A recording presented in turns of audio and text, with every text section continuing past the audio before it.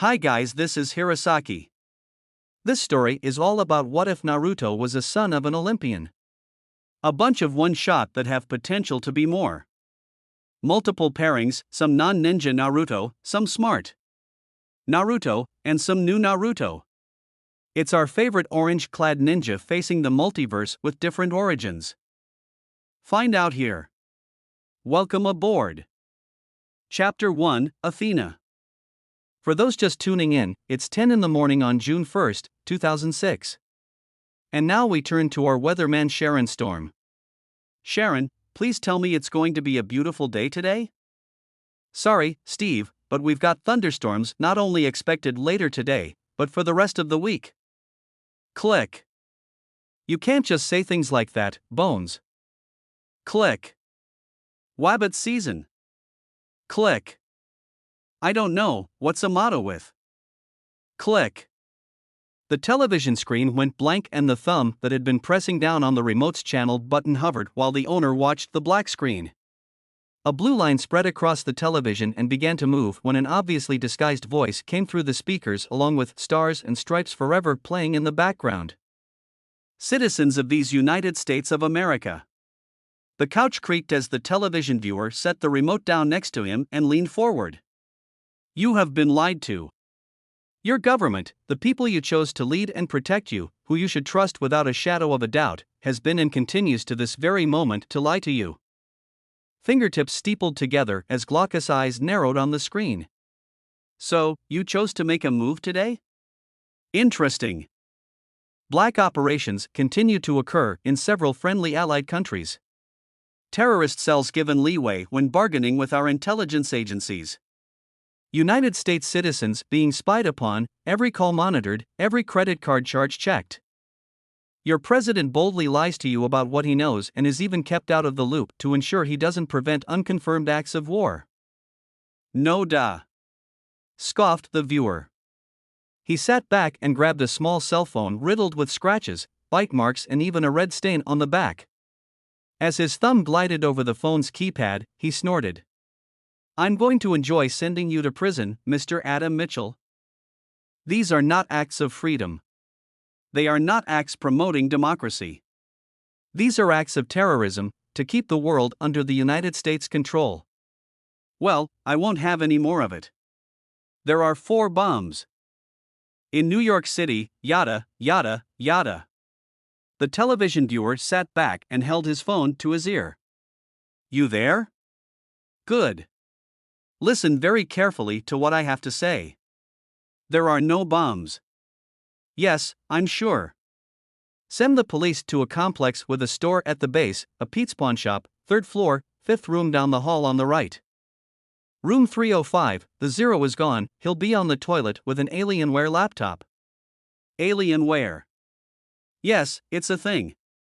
Just look for the idiot on the toilet. He hung up his phone and set it down next to him as he looked back at the television. They better catch this idiot. I practically gift-wrapped him for them.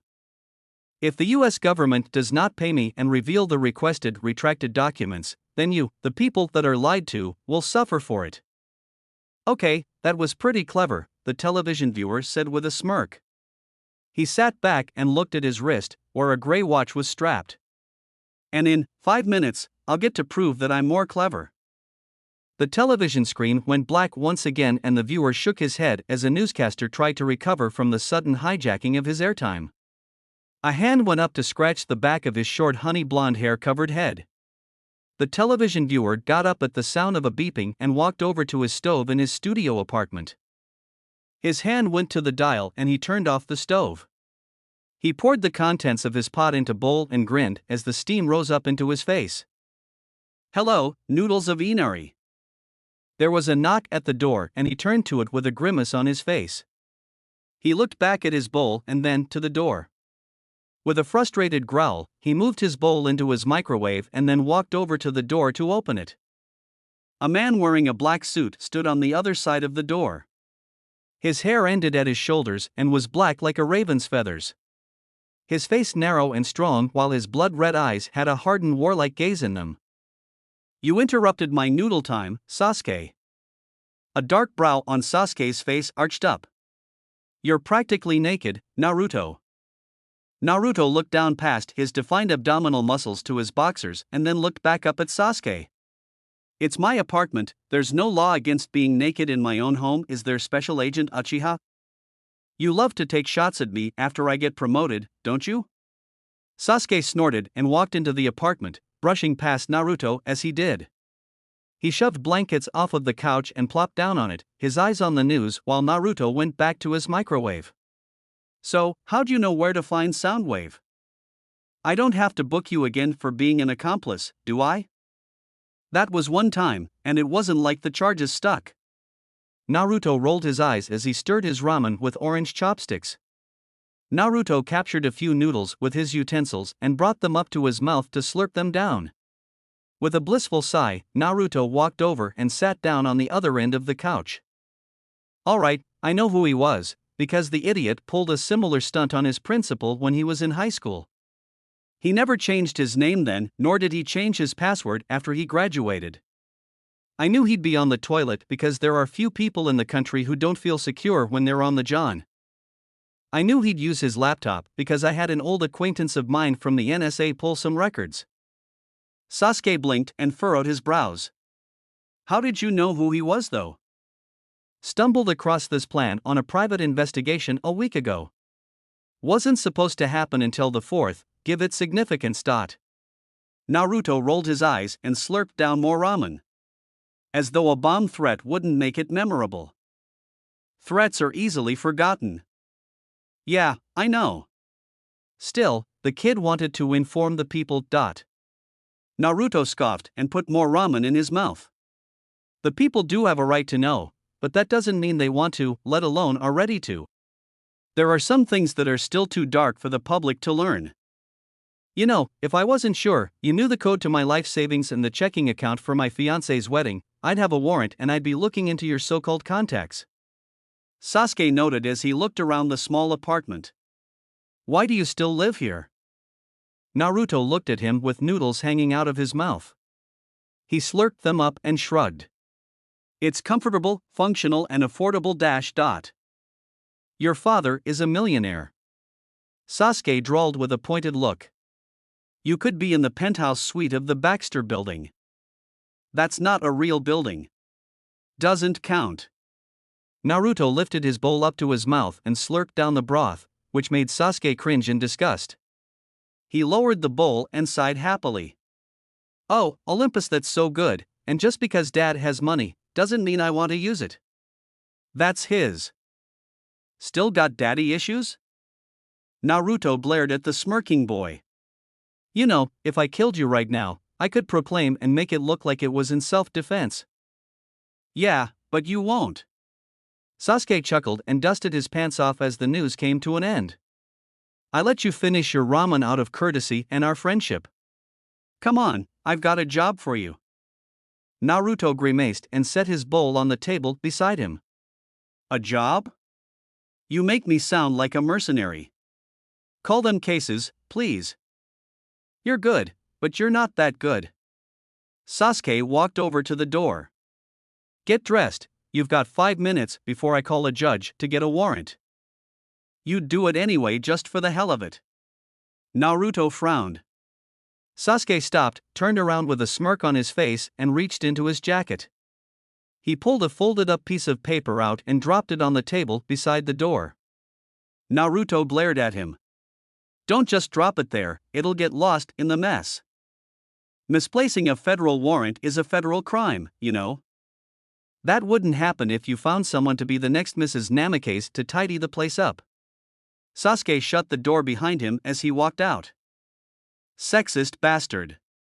Naruto snorted and kicked the trunk that was repurposed into a coffee table. The lid opened and the papers that were sprawled across it slid to the floor.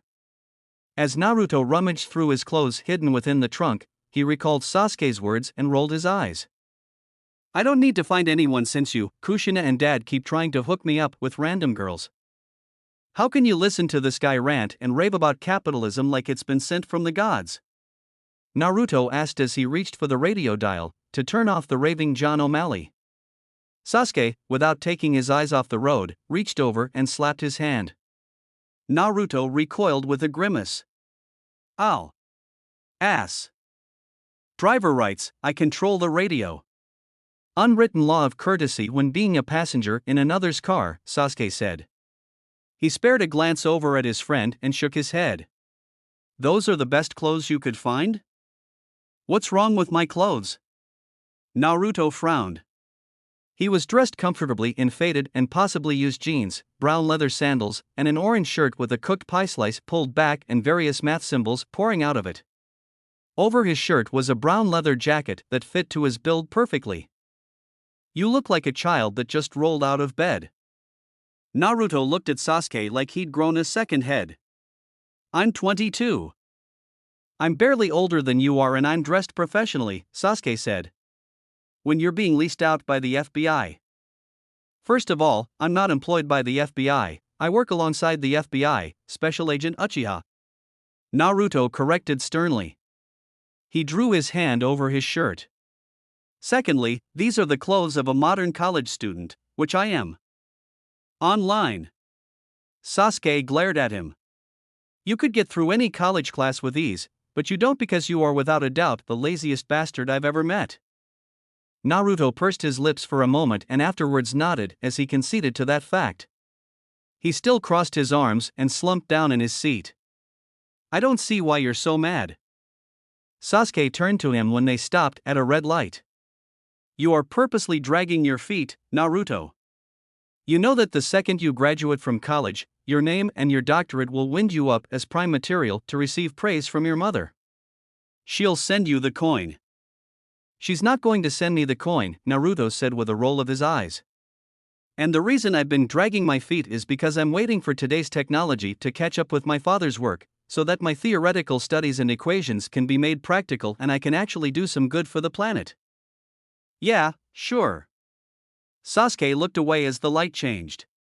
They drove in silence for a moment before Naruto smirked and looked at Sasuke. Kushina put you up to that, didn't she? She blackmailed me. Threatened to help my fiancé pick a wedding date. Sasuke grumbled. He tapped the phone set on the dash and it turned off. Speaker was on. Ah, you played a CD to hide the background noise on her end. Very clever, Special Agent Uchiha, Naruto said with a chuckle. He relaxed in his seat with a smile on his face and glanced out the window. He blinked when they passed a street sign that he hadn't gone past in several years. Where exactly is this case? Sasuke shifted slightly in his seat. Just a bit outside the city. Naruto swiveled back to glare at Sasuke. Outside the city, where? Look, don't worry about it. Why don't you recline the seat and take a quick nap? Keep that freaky mind of yours nice and rested for the case, Sherlock. Sasuke gave his friend a small grin and turned back to the road. Naruto didn't blink. His glaucous eyes narrowed suspiciously and an intimidating glare was locked on his friend. Sasuke. Sasuke made the mistake of looking at his blonde friend. He looked back at the road and had to slam on the brakes to keep from rear-ending the car in front of him. He glanced back at Naruto. It's just a small job. I've got another case I'm already working on. Naruto sat back and looked at the road as the light turned green. You can take me home. That is bullshit and we both know it. Sasuke's red eyes gained a rare pleading gleam. Just take a look at it. I don't want anything to do with that place. They're outdated, foolish, and hormonal children. Not to mention the notion of heroism is completely irrational, Naruto scoffed. Look at yourself. You dropped out of high school and enlisted to be a hero.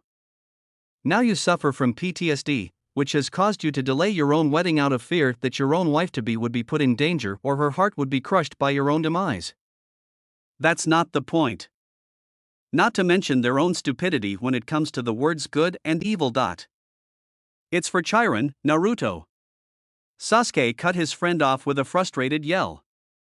Naruto turned to look at him and Sasuke exhaled sharply as he relaxed his grip on the wheel. He's calling in his one request. Something's happened. Naruto frowned and narrowed his eyes. Tell me what you know. Naruto slammed the passenger door shut and walked up to the archway that hung over the dirt road that led into the strawberry fields. He looked across the hood of the car at Sasuke. I hate you. I'm a federal agent. You hating me means I'm doing my job. Sasuke nodded towards the dirt road. Get walkin', owlhead. Naruto shook his head. Cabin 5 has the worst insults for people. It was a shorter walk than he remembered, most likely due to his growth over the years. He remembered the first time his dad and stepmother dropped him off. He was 14 at the time and had just fought off his first monster, a cyclops. It was a stupid thing, easily tricked to ripping out its own eye with its hand to prove that there was a large brain behind it. Of course, his father had to tell him about his mother, and Kushina started to look up various bodyguards, all of whom Naruto dispatched of with ease, though he was a bit short on his inheritance now due to the hospital bills his father made him pay. What? He was a master at short staff and was a much smarter fighter. He didn't need some ex-jarhead to protect him. Oh shit. Sasuke's hushed exclamation made Naruto glance at him and then back at the object his friend's red eyes were locked on. Talia's Pine, the source of the protective barrier around the area, stood tall at the top of Half-Blood Hill, but it was not proud by a long shot. Look at the rot on the bark. Naruto observed as he drew closer.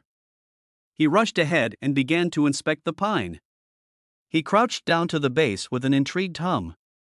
Naruto pointed at the base and looked to Sasuke. There, see that? What? The dirt? Sasuke asked, disinterestedly. Come on, we have to meet Chiron. Not yet. Open your eyes. Observe. Be the sniper you were trained to be, Naruto said. He pointed insistently at the base. Do you see it? Sasuke rolled his eyes and crouched down next to his friend. Red Eyes scanned the grass and bark, but before he was about to dismiss the scene, he noticed something. The roots aren't visible. Exactly, Naruto said.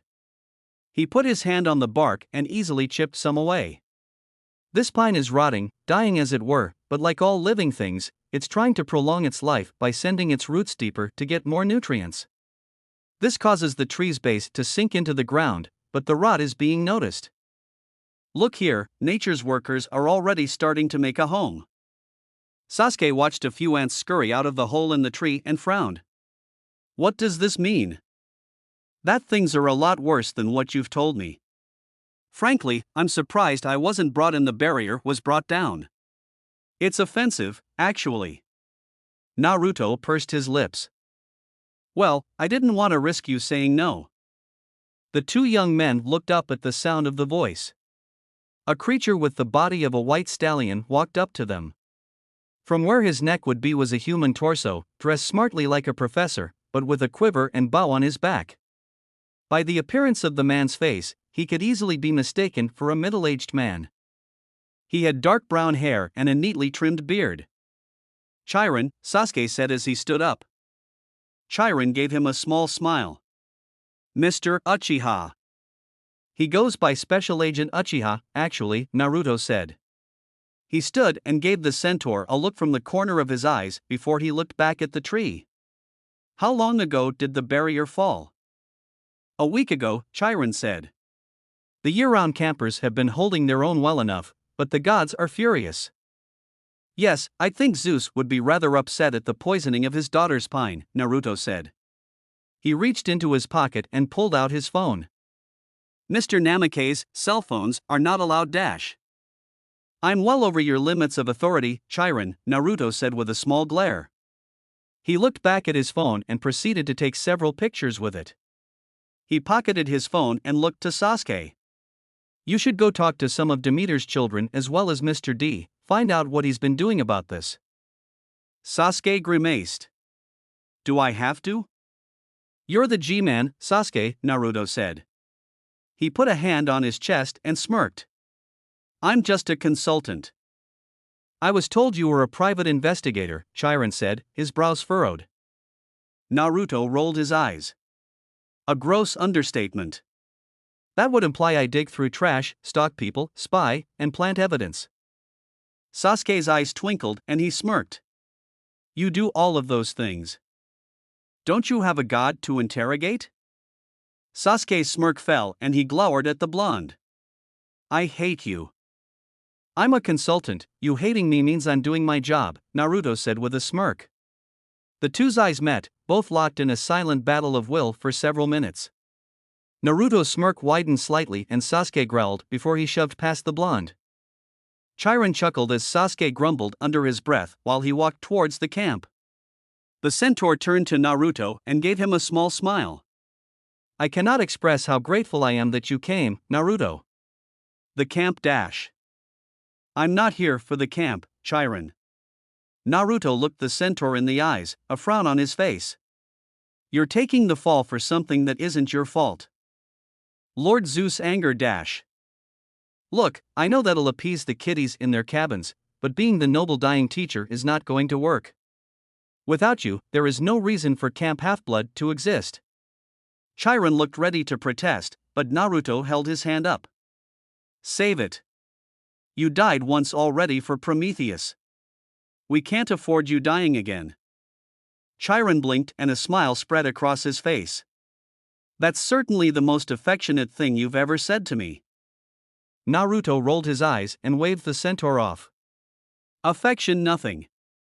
It's only logical to keep the best trainer around to ensure the survival of any future progenies of the gods. If anyone should recognize that, it's Zeus. Oath on the sticks be damned. You should watch what you say, Chiron warned as they started to walk into camp. The gods are dash. Fallible. Illogical. More human than they would like to admit. Naruto chuckled lightly as he slipped his hands into his jacket's pockets. Hera gets jealous? Artemis hates men? Zeus becomes angry when his daughter is killed, implying he loved her? Ares enjoys slaughter and warfare? What are you saying, Naruto? Chiron asked, intrigued and a bit unnerved. The sky seemed a bit darker than it was before. Don't play dumb, Chiron. You suck at it. Naruto snorted. The gods have become complacent with their status as hidden, they've assimilated into humanity, even if they try to keep themselves high and mighty, distant from us.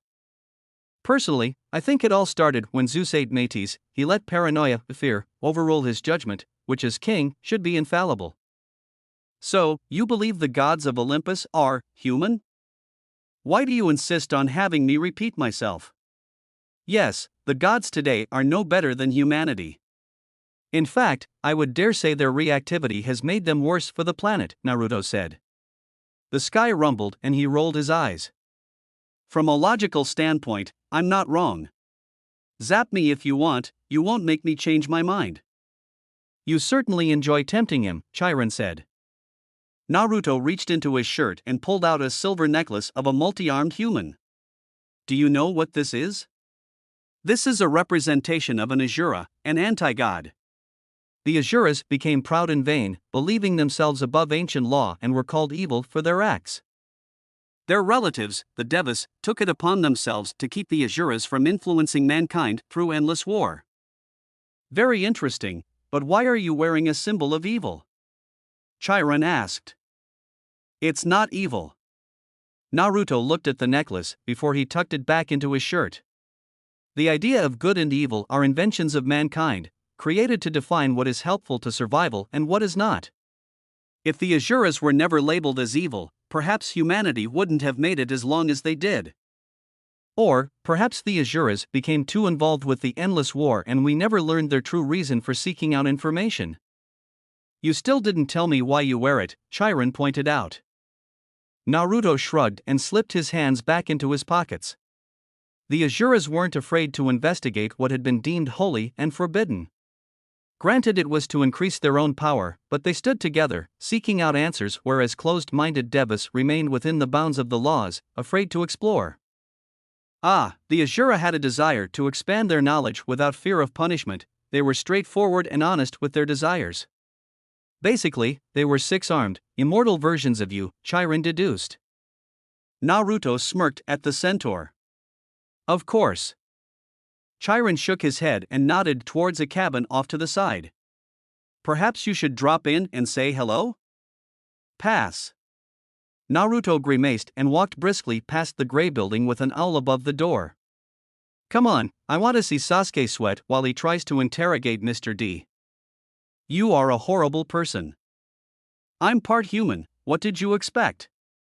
Besides, I need to get back at him somehow. And furthermore, Mr. Chicha, if I so much as hear you insinuate my sons had anything to do with the sudden increase in Chiron. Finally, would you tell this blasted brat to get out of my face? A portly man turned away from the annoyed Sasuke to face the centaur as he entered the big house. His eyes landed on the blonde that was looking around the living room. You?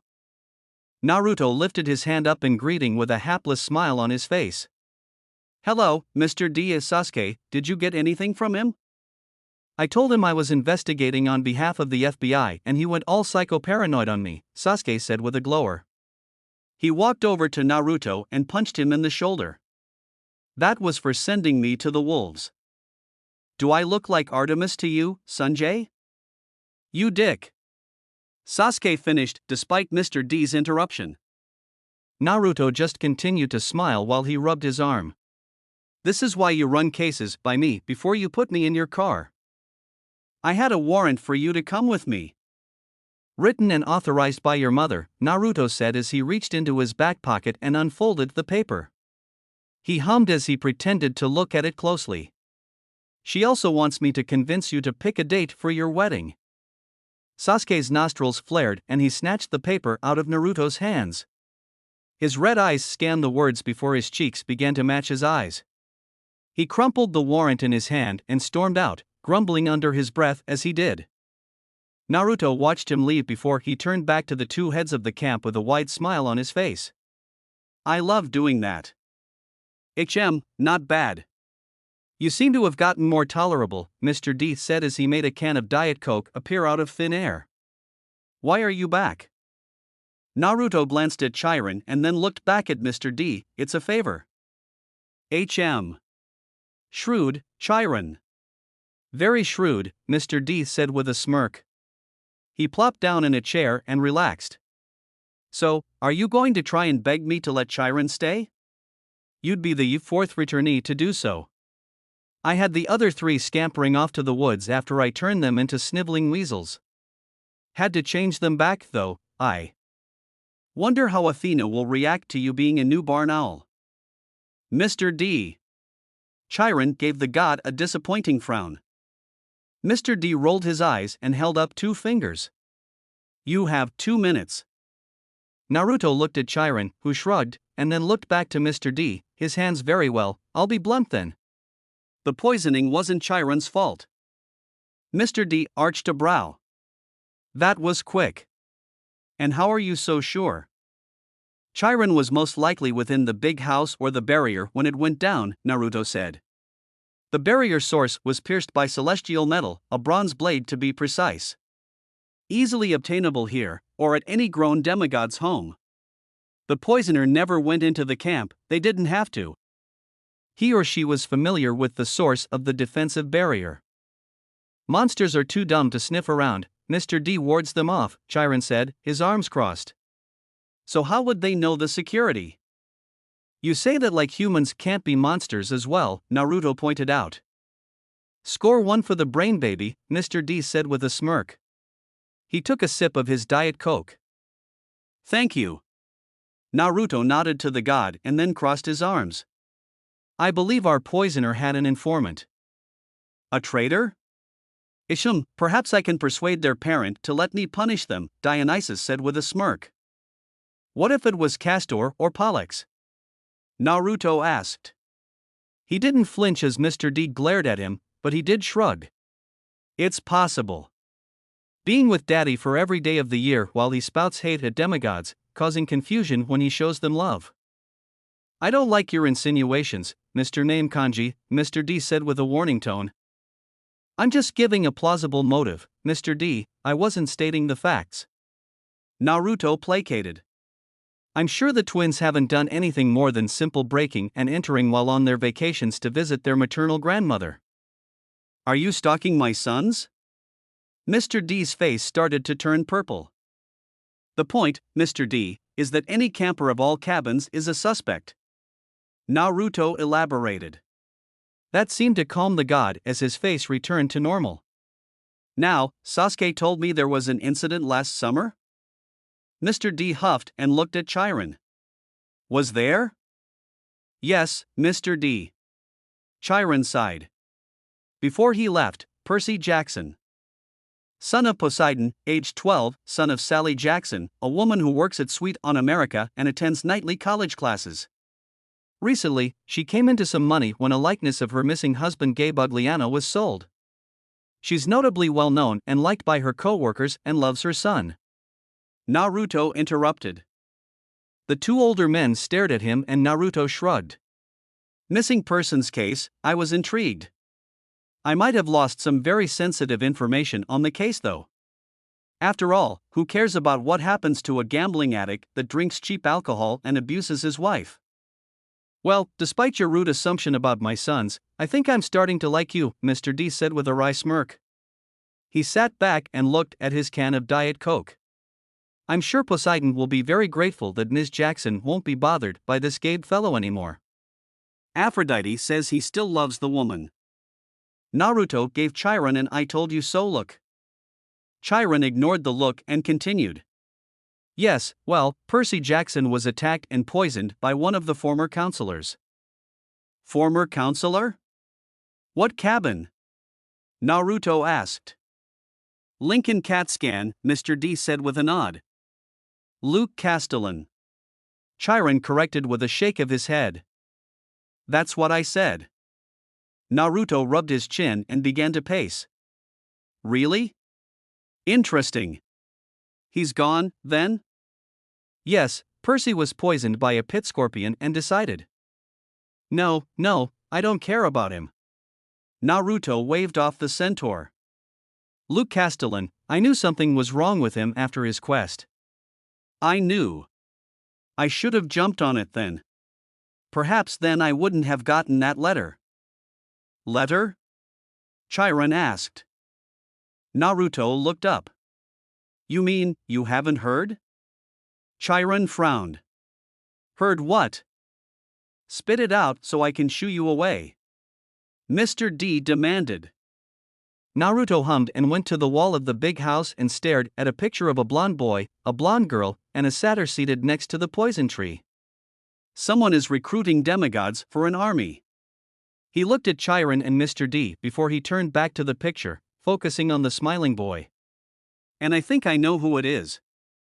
This makes no sense at all, Chiron said as he followed Naruto out of the big house. I mean, I know Luke Castellan. He was happy. He loved camp. He's a son of Hermes, lying is in the blood, Naruto said as he made his way towards the cabin of the god in question. Are you telling me you didn't believe Percy Jackson? Chiron looked slightly ashamed. Well, I hoped it to be a practical joke gone wrong. You know how some children of Hermes get. Point taken. However, you let your fondness of the experienced demigod cloud your judgment. What is it with Greek judgment being so easily misled? Naruto asked with a frown, pursing his lips and wondering if he'd made similar mistakes. Please, Naruto, watch your words, Chiron said with a sigh. He looked at his watch. I have to go, I have an archery class to teach. Naruto stopped and looked at the centaur. Chiron, I'm not blaming you for this. You shouldn't either. Luke was very charismatic when I knew him, I can only assume that it grew along with him. He talked me into helping him cheat on one of your history tests once. I always wondered why he got that A+. Chiron frowned. He sighed and shook his head. Well, if I wasn't going to be fired before, I certainly am now. Only this time, Poseidon will be backing his brother's decision. Naruto frowned. You're afraid of losing this job? Speak up for yourself, Zeus will listen to you if you explain yourself. And let his wrath fall on these campers? On a boy that is misguided? No, Naruto, I won't let that happen. Even if I am afraid of the outcome. Chiron said firmly. Fear is a necessary evil Pandora released on man. It is said that the gods released it to curse mankind, to punish them. Naruto turned and resumed his trek towards Hermes' cabin. I believe it was done to ensure they survived, by any means necessary. Thank you for your words of support, Mr. Namikaze. Chiron nodded and turned to go to his lesson. Naruto looked up at the cabin. It hadn't changed since his last time at camp, which didn't bode well for the occupants within. He was annoyed by the sounds of chatter that he could hear from outside and side. Naruto knocked on the cabin door. "Counselor, I'm here on request from Chiron." "Open up." The chatter got louder, which made Naruto shift slightly in annoyance. He looked up, counted down from 10, and then knocked on the door. "I'm only going to ask one more time, please open the door." The noise amazingly got louder and Naruto looked up at the sky. "Hermes, I hope you realize that while I do condone lying, I don't condone poisoning. So?" He kicked the cabin door open and all noise stopped. Kids, a good few mischievously grinning at him, looked from all bunks. Naruto arched a brow. "Oh, it's all fun and games until you're obstructing justice." "I'm with the FBI." "Yeah, right," one kid said with a disbelieving snort, turning back to his card game. "Hit me." "He's not lying." Naruto looked over at Sasuke as he walked up the cabin steps. Sasuke gave Naruto a frown. "What have I said about kicking down doors? It's fun and to let you do it?" Naruto returned. Sasuke continued to frown and Naruto rolled his eyes before he pointed into the cabin. "Show them the badge." Sasuke reached into his jacket and pulled out his badge, letting it fall open. That made all the grins fall. Two identical teenage boys' eyes widened considerably and they rushed the door. Naruto and Sasuke stopped them by holding their arms out, making them grunt and fall to the ground. Naruto and Sasuke kept them pinned with their feet on the boys' chests. "We didn't do it," one of the boys cried out. "It was just one radio," the other exclaimed. "Maybe some CDs. It was only a few $100. Connor was the one who came up with the idea. Travis was the one who picked the lock." "What the hell are you two talking about?" Sasuke asked. The two teenagers looked at each other and then back at the older men. The one that first spoke gave Naruto and Sasuke a suspicious look. "You're not here about the apartment break-in on 24th Street? Naruto looked at Sasuke. "I told you that was a two-man job." "Shut up, Naruto." Sasuke rolled his eyes. He looked at the two. "So, who are you supposed to be?" The one with a loose mouth was shut up by the other's hand. "We know our rights. We don't have to talk to you if we don't want to or without a lawyer." "We're not here to arrest anyone," Naruto said. Sasuke frowned at him and he shrugged. "Honor amongst thieves, it's only logical to let them know that we're here for information only." "Information?"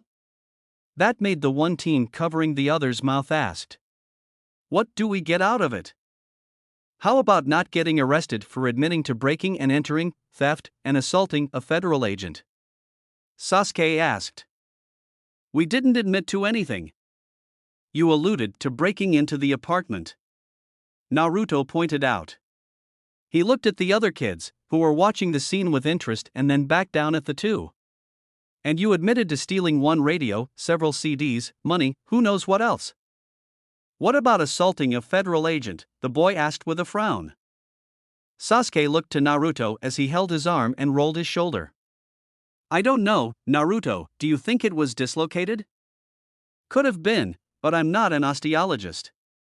Naruto shrugged. "Never found it interesting." Sasuke tilted his head. "I thought you liked bones." "The murders are interesting, the science of bone study is not. And besides..." Naruto shrugged again. "Emily Deschanel is hot." Sasuke nodded.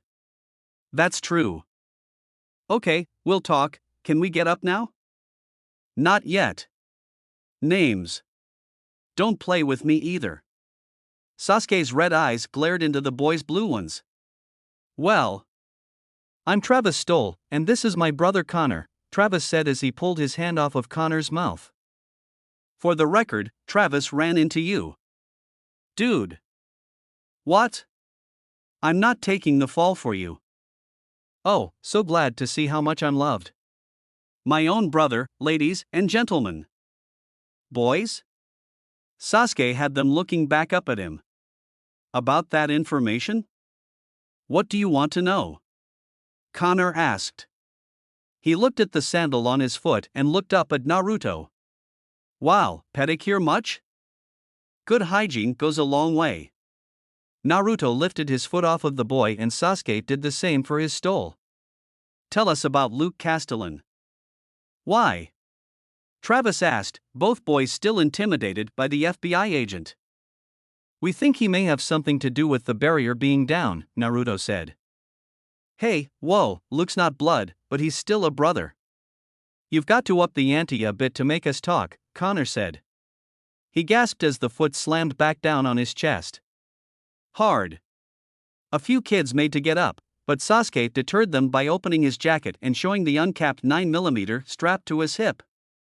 Connor gasped again when Naruto started to grind his heel into his chest. Point taken. Please get off. I knew you'd see it my way, Naruto said as he lifted his foot off of Connor's chest once more. When's the last time you saw Luke? Last summer? Travis looked at Connor, who nodded in agreement. They looked back up at the older demigods. Yeah, he's been off the radar since then. We got a letter, but it didn't mean anything. Just invited us to a yacht he found. Found? Right, where was this yacht? Sasuke asked as he reached into his pocket and pulled out a notebook and pen. Our letter said to go to the coast of South Carolina, Connor said. He and Travis got off the ground. Anything else? Who was Luke particularly close to? Naruto asked. Anyone he spoke with a lot? Girlfriends? Boyfriends? Travis and Connor curled their upper lips along with many other boys in the room. Even Sasuke gave Naruto an odd look. Naruto looked around and arched a brow. What?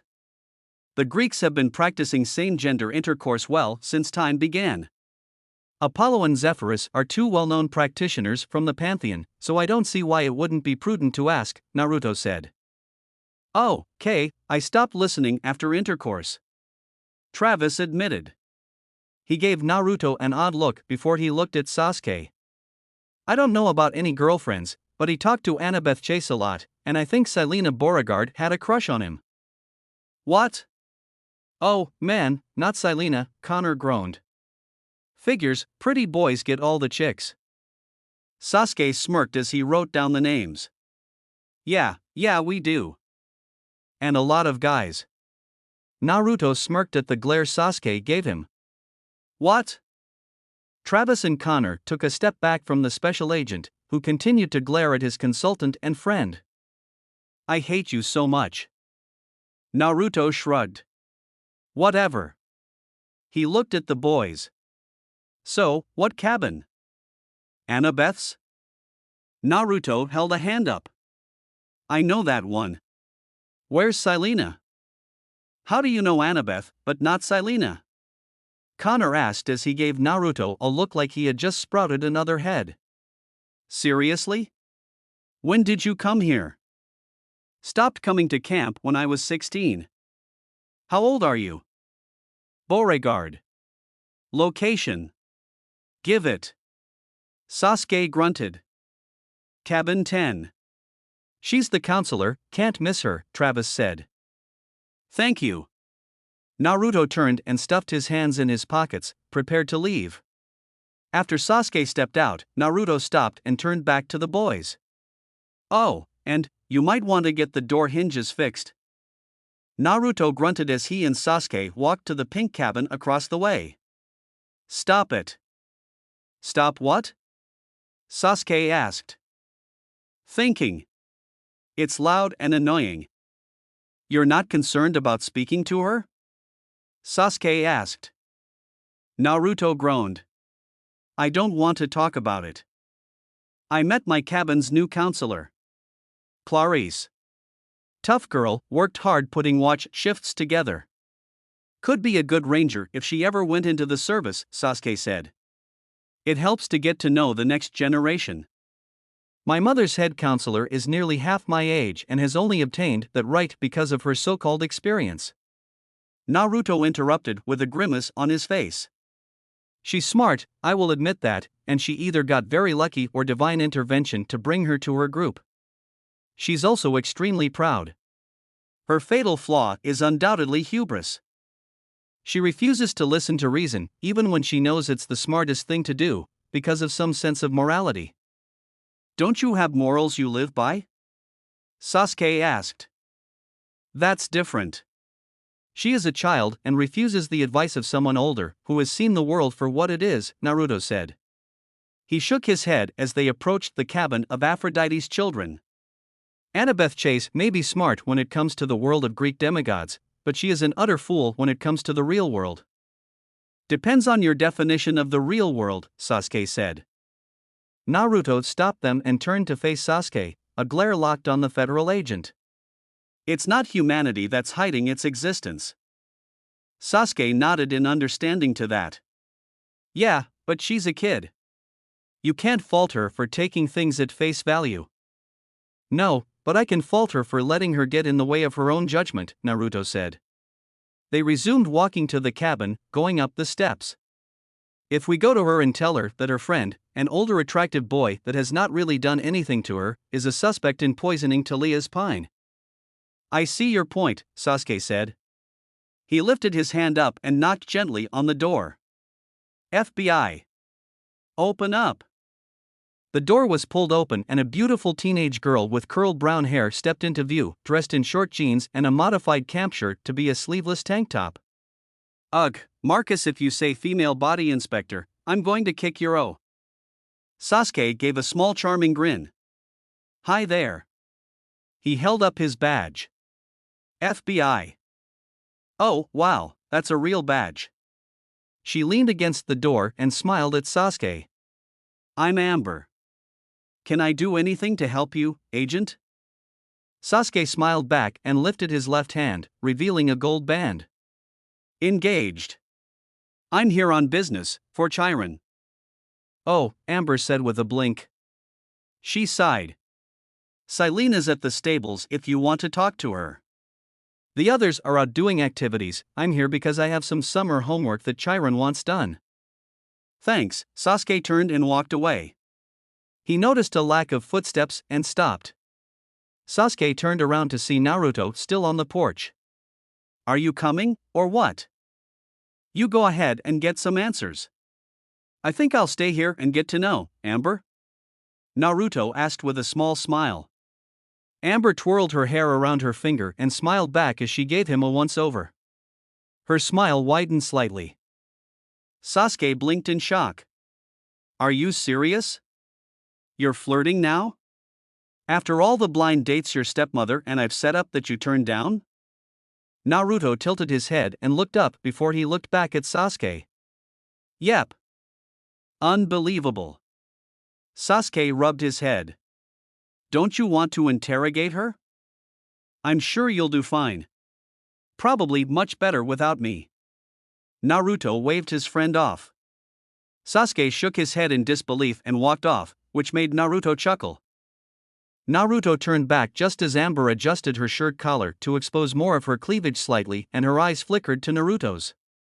A smile spread across her face. Do you have a badge, too?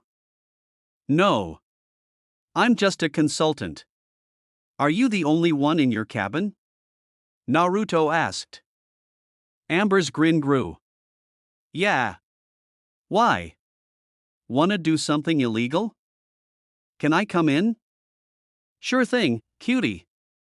Good, I really didn't want to knock you out. Naruto walked in and brushed past the surprised girl as he entered the cabin.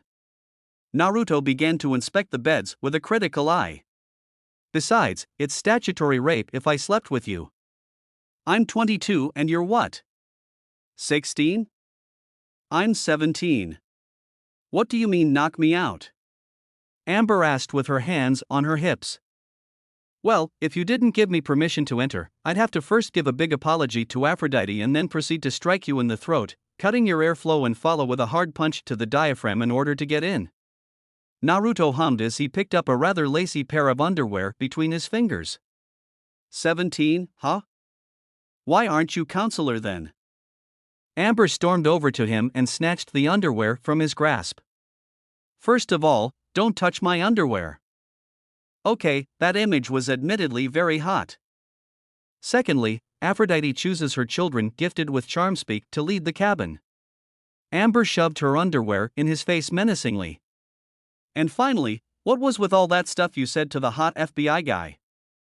I didn't want him to get all legally ethical on me while I searched for evidence that could implicate one of the people who reside in this cabin, Naruto said.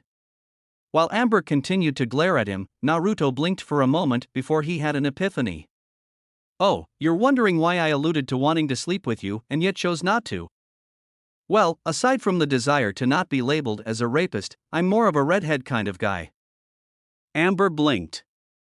Oh, that's reasonable. Wait, you're not attracted to me? Oh, I am. I'm just more into redheads. Naruto shrugged. Amber frowned and stormed past Naruto into the cabin's washroom. Naruto watched the door slam shut and he tilted his head. What did I say? Naruto shook his head and walked around the cabin, searching bunks without any care for privacy. He pulled pictures of attractive men and women off of the wall. Minutes flew by as he flipped the cabin twice, tearing it down and then putting everything back the way was to see if he missed anything. The only room untouched was the washroom. Hey, Amber, can I come in and look around? Naruto asked as he knocked on the door. He furrowed his brow and knocked again. Amber? The door flew open and Naruto took a step back out of mild surprise. Amber smirked at him and leaned against the doorway. Her brown hair now a slightly wet and dark red. So, she began with a coy grin. Am I attractive now? Naruto slowly nodded. Very much so. Smart answer. Amber grabbed the edges of Naruto's jacket and pulled him into the washroom. The door slammed shut behind him. Sasuke leaned against his car with his arms crossed over his chest and looked at his watch. It was 3:40, 2 hours since he had spoken with Silena and other demigods about Luke. He'd been given a letter from one of his brothers, and of course now that he had a precise location, Naruto was skipping out for a booty call. Learn anything interesting? Speak of the devil. Sasuke turned and glared at his friend. An underage girl? Really? She's 17 and 2 months. Naruto shrugged. Legal by that age. She was a brunette. Sasuke gaped at the blonde as he walked past and got in the car. Yes. Yes, she was, Naruto said with a smile. He opened the door. You texted that you had a lead? But she wasn't a redhead. You're right, she wasn't. Not naturally. Sasuke stared at Naruto. But, she's all those dates Kushina and I set up. The girls Kushina assaulted to dye their hair and I bribed. I wondered how you got that Sandy chick to agree to go out. She was a very smart woman and her studies on biological enhancements were fascinating. I felt so bad that she left her tests to meet me, Naruto said. He got in the car and sat down, looking at the passenger mirror. Naruto frowned and rubbed at the red lipstick on the side of his mouth. I walked through the camp and no one said anything? Seriously? Not cool. I'm going to kill you. Sasuke decided as he got in the car. And then cover it up. Aha. So where's the boat? They'll never find your body. I find that highly unlikely. I'll scatter your remains across the country. Right. Lock the tools I used in federal stores and classify the shit out of it. Just drive, Sasuke. I hate you so much, Naruto. Naruto rolled his eyes. Where is it we're going, anyway? You? After this, your body is going 6 feet under. Sasuke growled at Naruto's chuckle. He pulled back and turned the car around. But now? We're going to the docks. Tip from my cabin, and confirmed by some guys back in the city. We're heading to Port Jeff. Wake up. A hard punch to the shoulder jostled Naruto from his dreamless, but welcome sleep. Naruto blearily turned and glared at Sasuke, his hand going to the punched arm and rubbing it soothingly. Who taught you how to wake people up? Naruto asked. He undid his seatbelt and yawned as he got out of the car. Naruto covered his mouth with his fist and shielded his eyes from the setting sun. Damn, how long was I asleep? 2 hours. Sasuke grunted as he slammed his door shut. He glared at Naruto. And you conked out before we even hit traffic. Never been able to stay awake in moving transportation. A result of a single father going to drastic measures to make his wailing infant sleep. Naruto droned. He shuddered. If I'm to keep my sanity, I'm never going to have children. Sasuke cuffed him upside the head. Don't even start. If I have to get married, you have to have children. You have to get married to your fiancé first. Naruto grinned as he rubbed his head, his eyes squinted from the sunlight. Sasuke glared at him and pulled out a pair of sunglasses to put on. He pulled out another pair and held them out to Naruto. Oh. Naruto blinked and reached for the glasses. Thanks. Sasuke pulled the sunglasses away from Naruto's hand and tossed them out into the water. Sasuke then walked off towards the docked ship like he had not just done that. Naruto stared after the FBI agent in disbelief. That was completely uncalled for. Naruto looked back at where the sunglasses were thrown before he followed after his irate friend. So unprofessional. Naruto caught up to Sasuke, despite having the sunset blinding him, and scowled at him. Sasuke arched a brow, his red eyes concealed by his sunglasses, but Naruto knew that amusement resided in them. The ass. Excuse me, sirs, but this is a private dock, I'm going to have to ask you to leave. A security guard put his hand on Sasuke's shoulder as he started to walk past. Naruto winced. Oh, you shouldn't have done that. He's in a bad mood. His father's blood shows. Sasuke grabbed the hand, twisted the arm and drove the guard to the ground in one fell swoop. When he's mad. Naruto shook his head and shrugged. I tried to warn you. With some light strain, the shoulder dislocated and the security guard cried out. Other guards rushed forward, but stopped when Sasuke lifted up his badge. FBI. Try me. Sasuke lowered his sunglasses and glared at the men with burning red eyes. The security guards backed off and went back to their posts while Sasuke pushed his sunglasses back up. I thought so. Wow, what happened while I was asleep? Naruto asked. Did your mom call you? Sasuke ignored him and walked onto the cruise ship, flashing his badge at people he passed. Naruto pursed his lips as he followed. Did your dad call? Sasuke stopped and looked at him, bewildered. Naruto shrugged. It could happen. You were one of the best snipers in the world, in the top 10.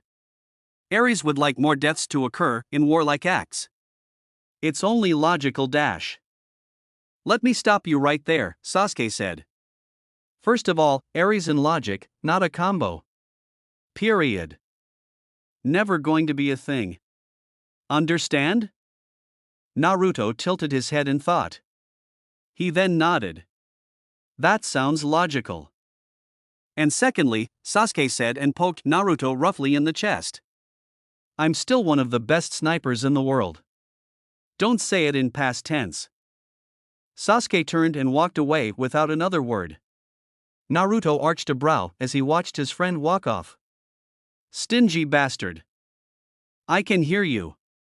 Sasuke called over his shoulder. Naruto furrowed his brow and followed after the federal agent. He was quiet for a few moments as they walked through the ship and Sasuke asked several people about Luke.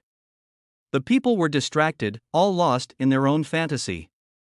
Sasuke's temper wasn't helping, and it wasn't until they came across a ship hand that they got some good, helpful responses. They were directed to the bridge, and it was only once he cleared the ladder that Naruto snapped his fingers. Sakura called, "Didn't she?" Sasuke groaned. "I don't want to talk about it." "Oh, I slept through that? Why didn't you wake me?" Naruto whined as they walked towards the bridge's door. Her recent findings on the hidden vein system within the human body in Tibet were so amazing. "I wanted to know details."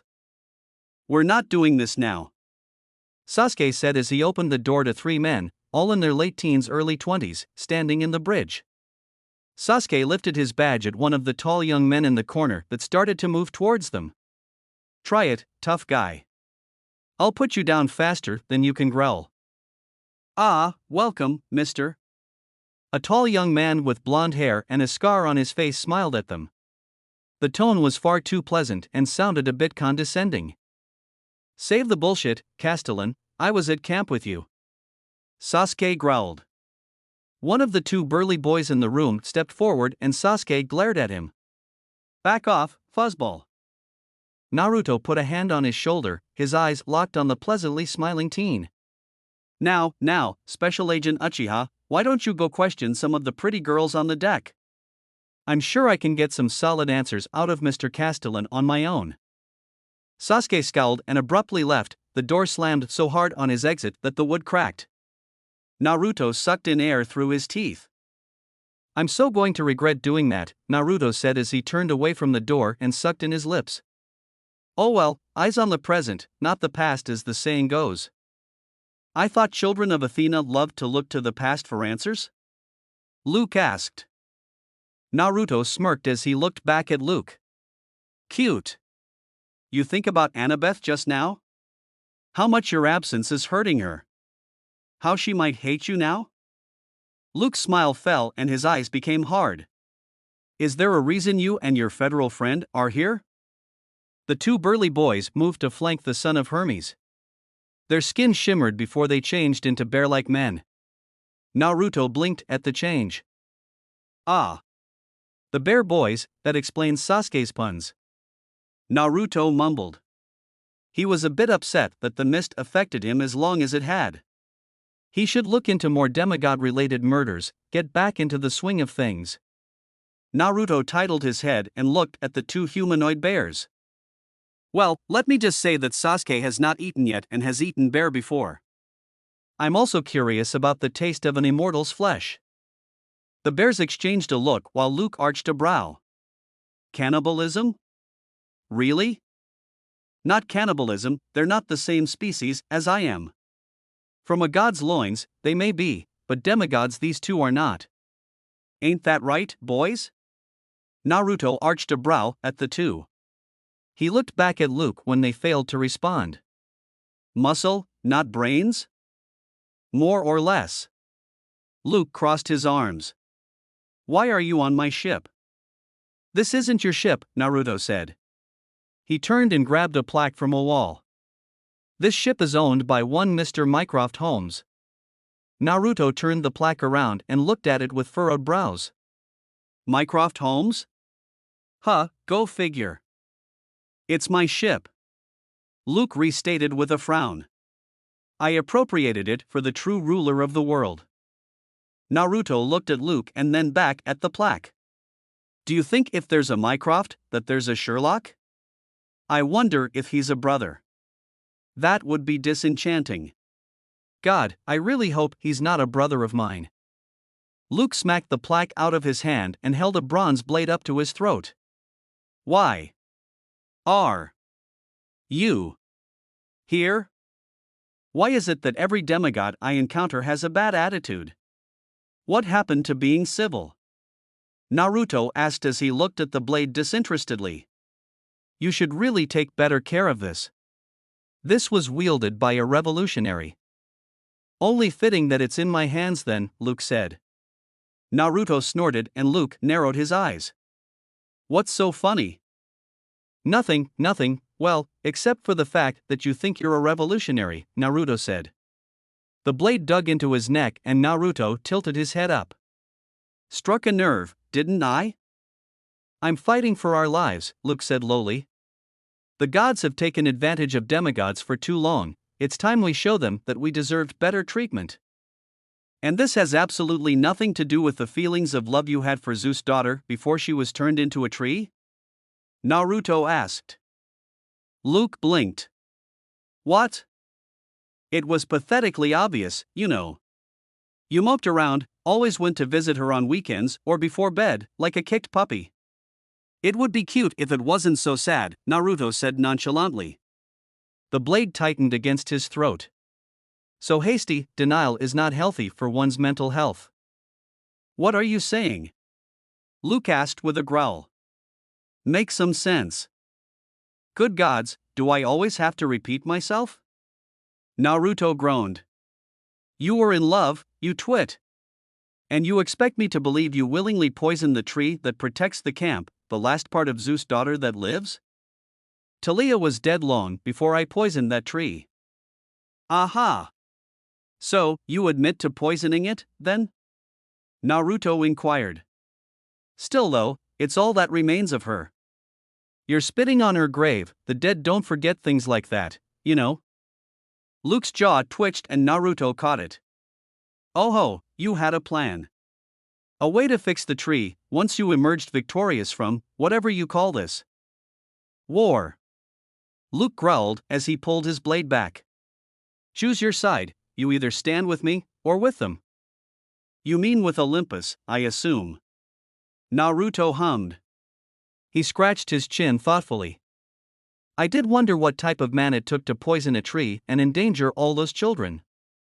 They chose their side when they refused to answer my call. Your call? You mean the letters you sent out in the mail? The party invitations? Naruto asked dryly. Were you really that mad no one would make reservations? Luke lifted his blade and took a swing at Naruto, but another caught his blade. A dagger, easily as long as an arm with two smaller blades protruding from the base, caught Luke's sword before the swing could complete.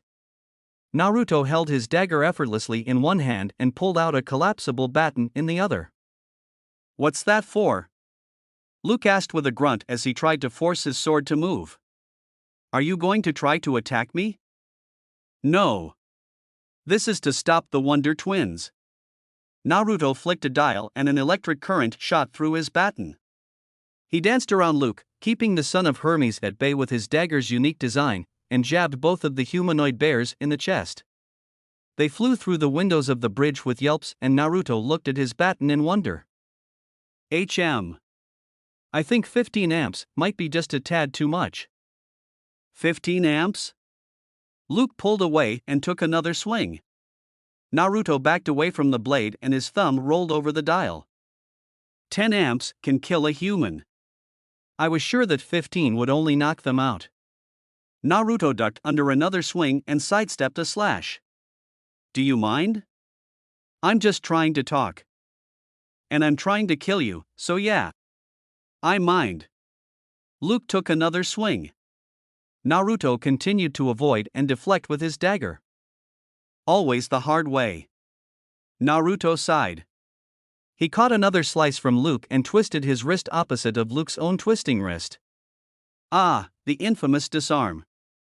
A basic, if not overused technique taught at camp.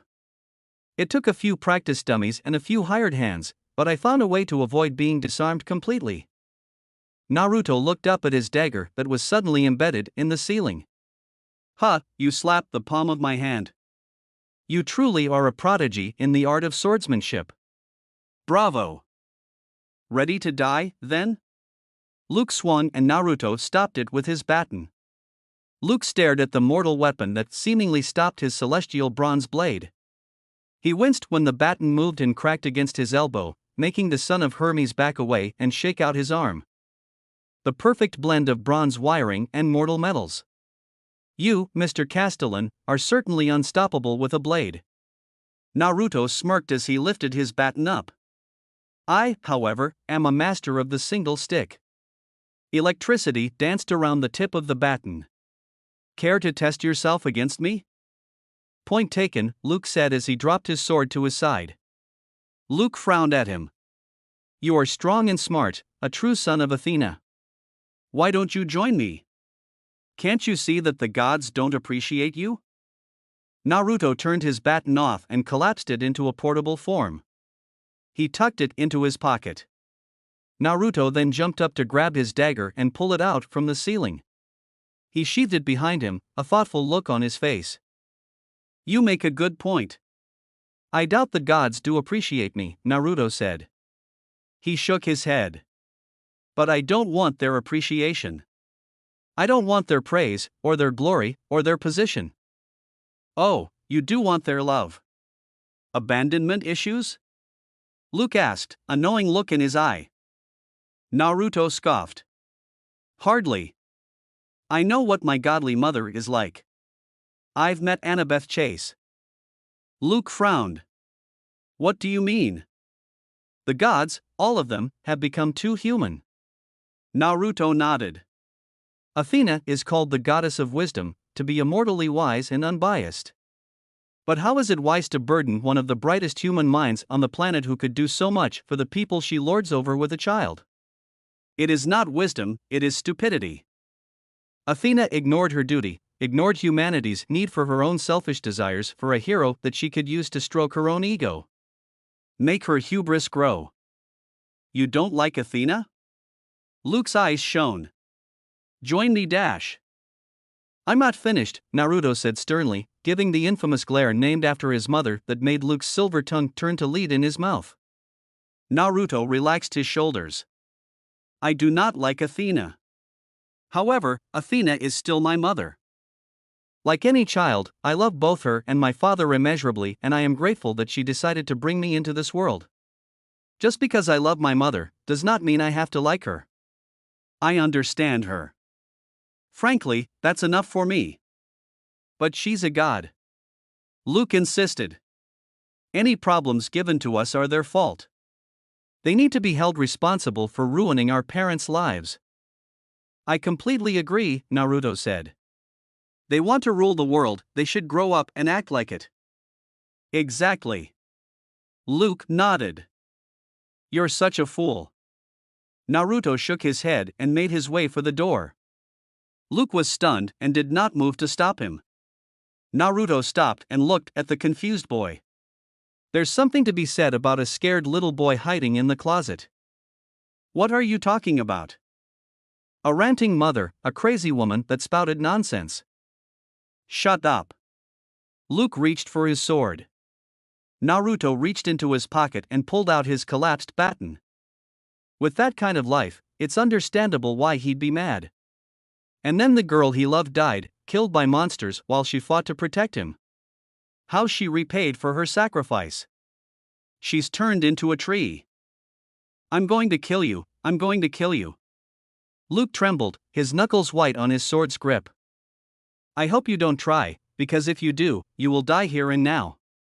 Naruto warned. Luke heeded it, smart enough to know when he was outmatched. Naruto cautiously slid his baton back into his pocket and turned the handle on the door. What I see before me is not a revolutionist, but an angry child throwing a fit. The result of your actions will not end well for you, Mr. Castellan. The Olympians will be punished for their crimes against their children, universal balance will see to that. Luke glared at him. I know. I'll make sure of it. Naruto shook his head. I'm afraid that you're wrong. I can guarantee that you won't. Is that a threat? Luke asked. You can consider it a promise. Naruto left without another word, leaving the son of Hermes to stew in his own anger. Naruto and Sasuke returned that night to Camp Half-Blood, but Naruto did not mention Luke's admission to Chiron or Mr. D. He figured there would be no point. Zeus would not listen to hearsay, even if it came from Chiron. It was an unfortunate truth, bittersweet really. Sasuke had driven Naruto home and then returned to his own house, to be scolded and argue with his fiancée. Naruto made a bowl of ramen and watched the evening news. Small cases, missing pets, simple thefts, and dull criminals occupied Naruto for 2 weeks before he received a call from Camp Half-Blood. Chiron told Naruto about a recent quest that not only brought the barrier back up, cleared the centaurs named, and convinced Zeus that Luke Castellan had betrayed Olympus, but the impossible, by mortal standards, had been achieved. Talia Grace returned to life. It went back to Percy Jackson, the young son of Poseidon, and his desire to rescue not the camp, but his friend Grover Underwood. After hearing the tale, Naruto had agreed to make a visit sometime in the summer and meet the boy, ask Talia some questions about Limbo, and look into a new guardian for the Golden Fleece. Naruto had just hung up the phone when he felt as though someone had joined him. He turned and blinked in mild surprise when a woman with long dark hair and eyes that were a brilliant gray looked at him. The woman was beautiful, dressed in a gray business suit that gave her an image of authority. "Athena," Naruto greeted. Well, now he sorts of wished he had pants on. It was embarrassing to greet your mother in your boxers and socks. Naruto Namikaze. Athena nodded back at him. Dionysus has told Olympus of your investigation that he forgot to mention. Did you discover any information that could have cleared Chiron's name? I might have. Naruto grunted in discomfort when a pair of slacks and a dress shirt appeared on his body. Really? You shouldn't speak to a goddess in your underwear. I wasn't really expecting company. Naruto returned dryly. He pulled his shirt out of his pants and allowed himself to breathe. Is that all you came here for? Naruto, I know what you think of me. I'm pretty sure all of Olympus knows what you think of us, Athena said. Naruto crossed his arms. You've become too human. Too comfortable. Perhaps. We are still gods, and while you may not like me, I do care for you, Athena said. She looked around the studio apartment with a frown. Isn't Dr. Namikaze a millionaire? Why does everyone rag on the simple living style? Naruto threw his arms up in disbelief. It's comfortable, affordable, and functional. What more do I need? He pointed at the goddess with a frown on his face. If you say a woman's touch, I will consider committing matricide. Athena let a small amused smile spread on her face. I'm a goddess. It'd be suicide by immortal. Well, I'd give one hell of a try. Naruto crossed his arms again and shifted nervously at the look in Athena's eyes. But don't get me wrong, I like being alive. You don't want to commit suicide, then? Oh no, not at all. I love being alive. There are many things in this life that I'm fond of. Naruto nodded. Such as? Athena asked. Ramen, sex, puzzles, ramen, Star Trek, sex, foreign languages, sex, ramen, foreign cultures, astrology, ramen, redheads, and did I mention ramen? Naruto asked. Athena arched a brow. 4 times. Make it 5. I like the number 5. It's so evenly odd. Naruto nodded. He slid his hands into his pockets and frowned when he felt something brush against his left hand. Naruto pulled the object out and unfolded a piece of paper. What does Valdez mean? Athena smiled slightly and walked up to her son. She put a hand on his shoulder and looked into his eyes. I can see where one of my children's passion lies. You enjoyed the case of the poison tree. Oh, that's good, I'm going to use that, Naruto said with a hum as he rubbed his chin. Start a novella, perhaps.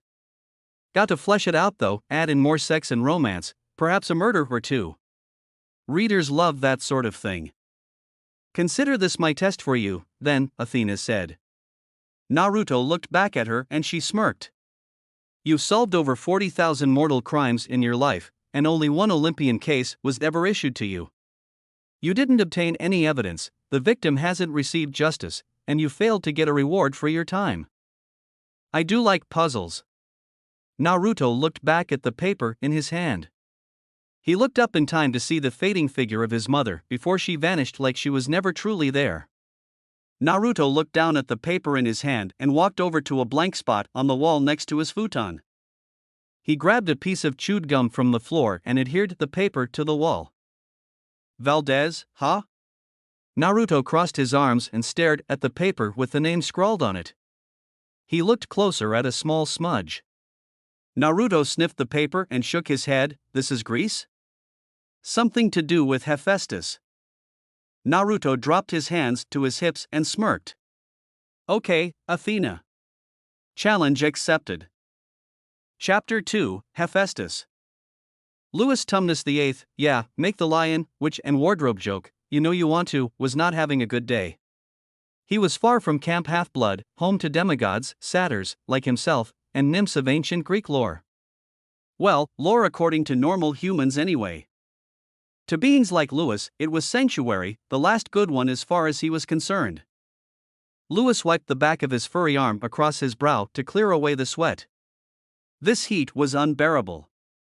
And there were far too many chains with hooks on them that hung from the ceiling in his opinion. A shadow moved and Louis hurriedly turned to find the source of it. Why did he agree to come to this old steel mill again? Oh yeah, because Chiron had made it an official request to the council. Louis pitied the old centaur, truly he did. He was given the blame for the poison of Talia's pine when someone else was clearly responsible. Alas, Louis was just a satyr, a lowly ranked one in satyr hierarchy at that, and could do nothing but help the trainer out when he needed it. Louis grunted as he backed into an old table. Something fell and, before he could fathom an attempt to stop it, the object hit the ground and made a large bang. Louis yelped and quickly clapped his hands over his mouth to conceal the sound. It was too late. The shadows came alive and from one came an enormous hellhound. A creature of shadow, the hellhound was seen only thanks to the faint light that came from the mill's active smelters. Its red eyes scanned the room, and drool dripped from the massive jaws. Louis scrambled for a place to hide. He ducked behind a large cabinet far from where he stood and breathed heavily as the sound of several deep sniffs hit his sensitive ears. He kept his hands over his mouth so no unintentional bleats came out. He carefully peeked out from his hiding place and swallowed. A muffled bleat escaped his hands, which tightened around his mouth. The hellhound sniffed along the ground like a normal dog would and stopped where he had once stood. There were several more sniffs before it looked up. The hellhound stalked closer to Louis' cabinet, and the satyr shrunk back into the shadows within. If only he could hide his scent, for the one few moments in his life, Louis cursed the fact that he was a satyr. The hellhound growled as it approached. The sound of its paws as they struck the ground were like booms of thunder from an angry Zeus, something that absolutely terrified Louis ever since he was a young goat. Louis' eyes screwed shut and he held his breath. The hellhound's snout started to penetrate the cabinet and the growl became ferociously loud. It was a growl of anticipation and the glee of captured prey. A growl Louis really wished he hadn't heard. Then, something happened. The doors to the mill, left open to only a crack, suddenly exploded with noise as they were thrown open wide. The hellhound retreated from the near discovery it almost made and barked at the intruder. A chain rattled and the sound of a metallic crack filled the air. The crack was followed by a boom and the hellhound's whine shortly after. Louis chanced another look outside of his cabinet spot and leaned out.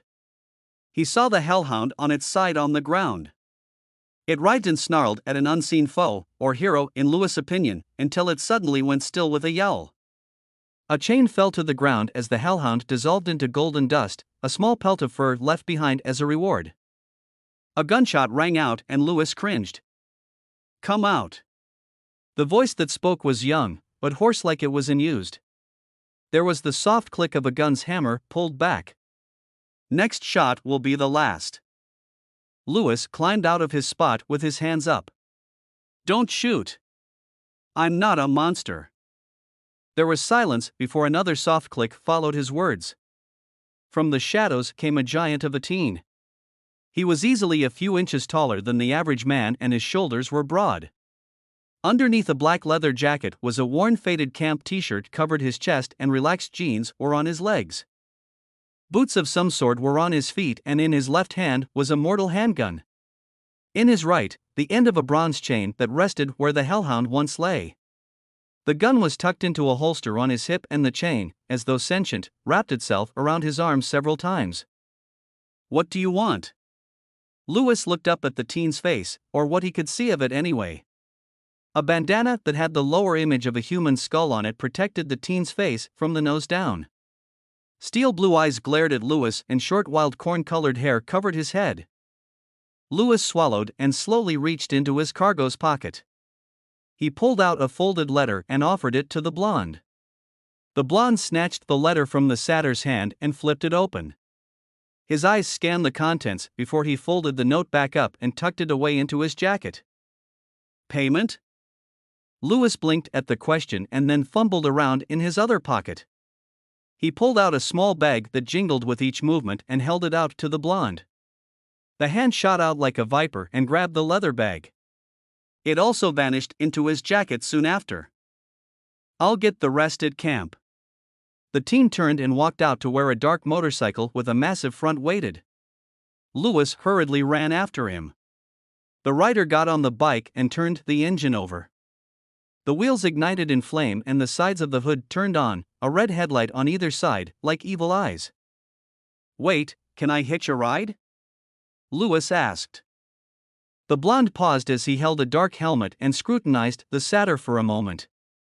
A beat passed before he pulled the helmet on and revved the engine.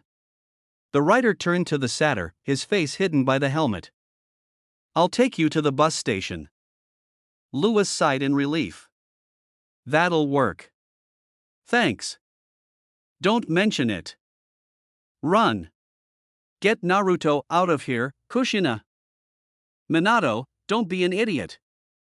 I'll hold them off, just go. Mom. No, we have to go back for Minato. Minato. The rider shook his head and lifted his faceguard to rub at his eyes.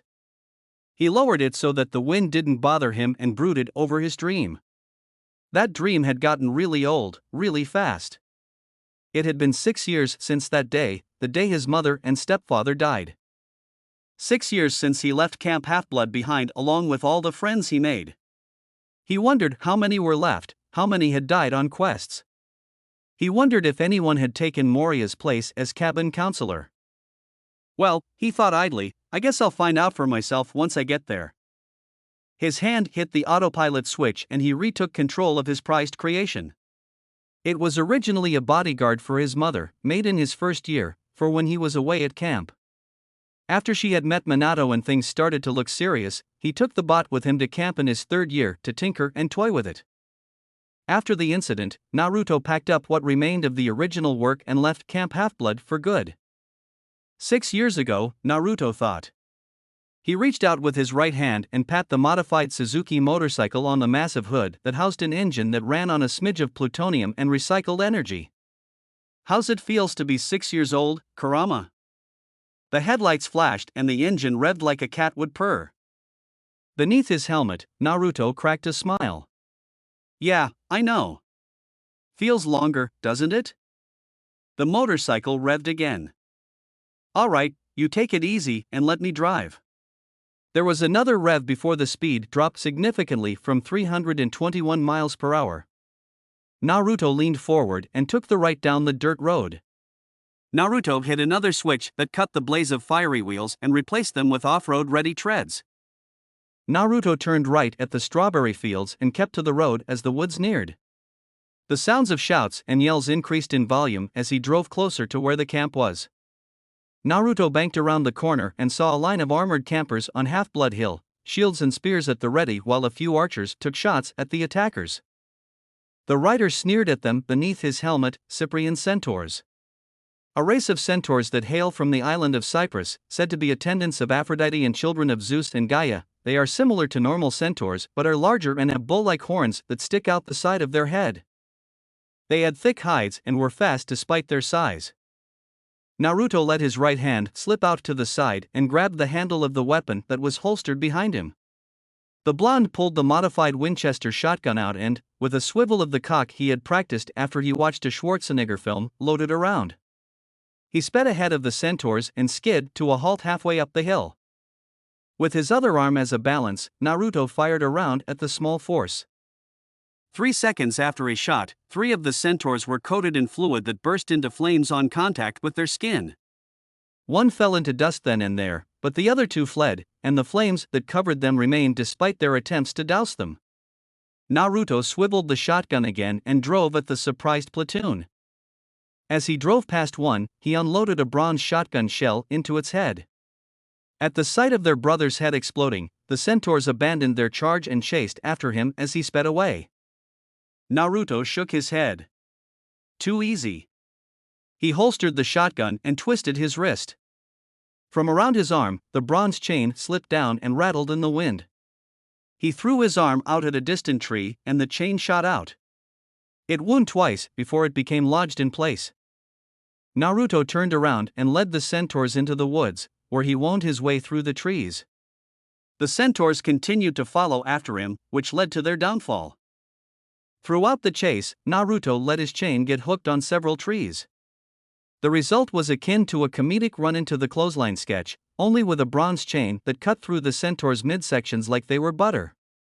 Naruto retraced his path and unwound the chain with a sharp tug. As he broke through the brush, one centaur blindsided him and tackled him off of his bike. Naruto got back to his knees with a groan.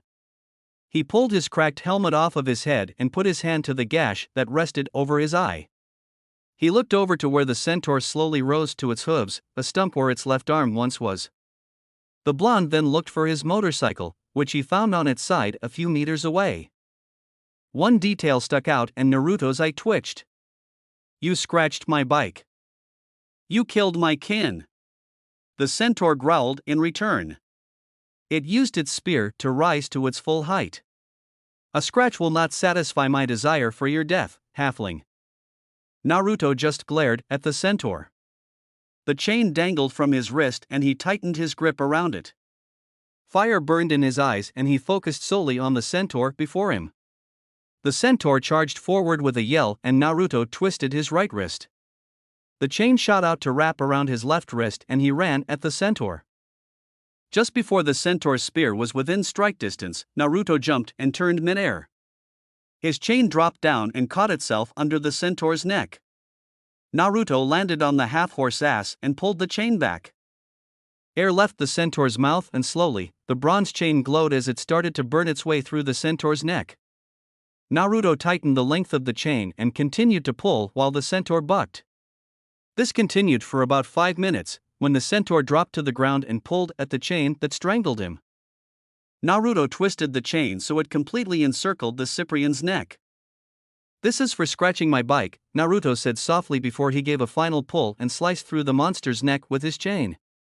The monster's head fumbled in the air for a second before it began to dissolve into golden dust along with the body.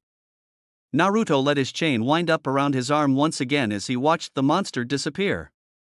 All that remained was the centaur's spear, which Naruto picked up and broke over his knee. As he took the spearhead and tossed the natural remains of his spoil into the wood to be made use of, the armored campers ran towards him. Naruto ignored them and went to his bike. He ran his finger along the scratch on the hood and glowered. Sorry, Kurama, he said softly. The bike's headlights flashed once and the engine revved. Naruto patted the hood and pulled the bike back onto its wheels. While he looked over the side that had hit the ground, the campers had circled him and watched him warily. Who are you? A girl with a red plume on her helmet demanded, her spear pointed at him. Naruto ignored her and continued to clean his bike of dirt and examine it for any damage. The girl growled and the tip of her spear became covered by red lighting. I said, who are dash? Enough, Clarice. The voice of an older man cut in. The girl, Clarice, frowned and backed off, her spear's red lightning died down as she did. Hooves clopped to a still and Naruto looked up at one of the few friendly centaurs he knew that didn't have a bad drinking habit. Chiron smiled down at the blonde. Thank you for coming, Naruto. Monsters are coming in waves, why wouldn't I be here? Naruto rose and offered his hand, which Chiron took in a strong grip. Nice to have some decent forges to use, anyway. I'd imagine so, Chiron said with a small smile as he released Naruto's hand. He looked Naruto over and sighed. So much has happened in these past few years. I hear you took on the Nemean lion. It ran away before I could finish it, Naruto said bitterly. He looked down at his bike and then back at the centaur. Can you give me some space? I need to give Kurama a thorough checkup. Chiron nodded and turned to the other campers. Back to your stations, there is no more trouble here. Yes, Chiron, Clarice said after a moment. She turned to the other campers that dawdled behind and barked. You heard the centaur.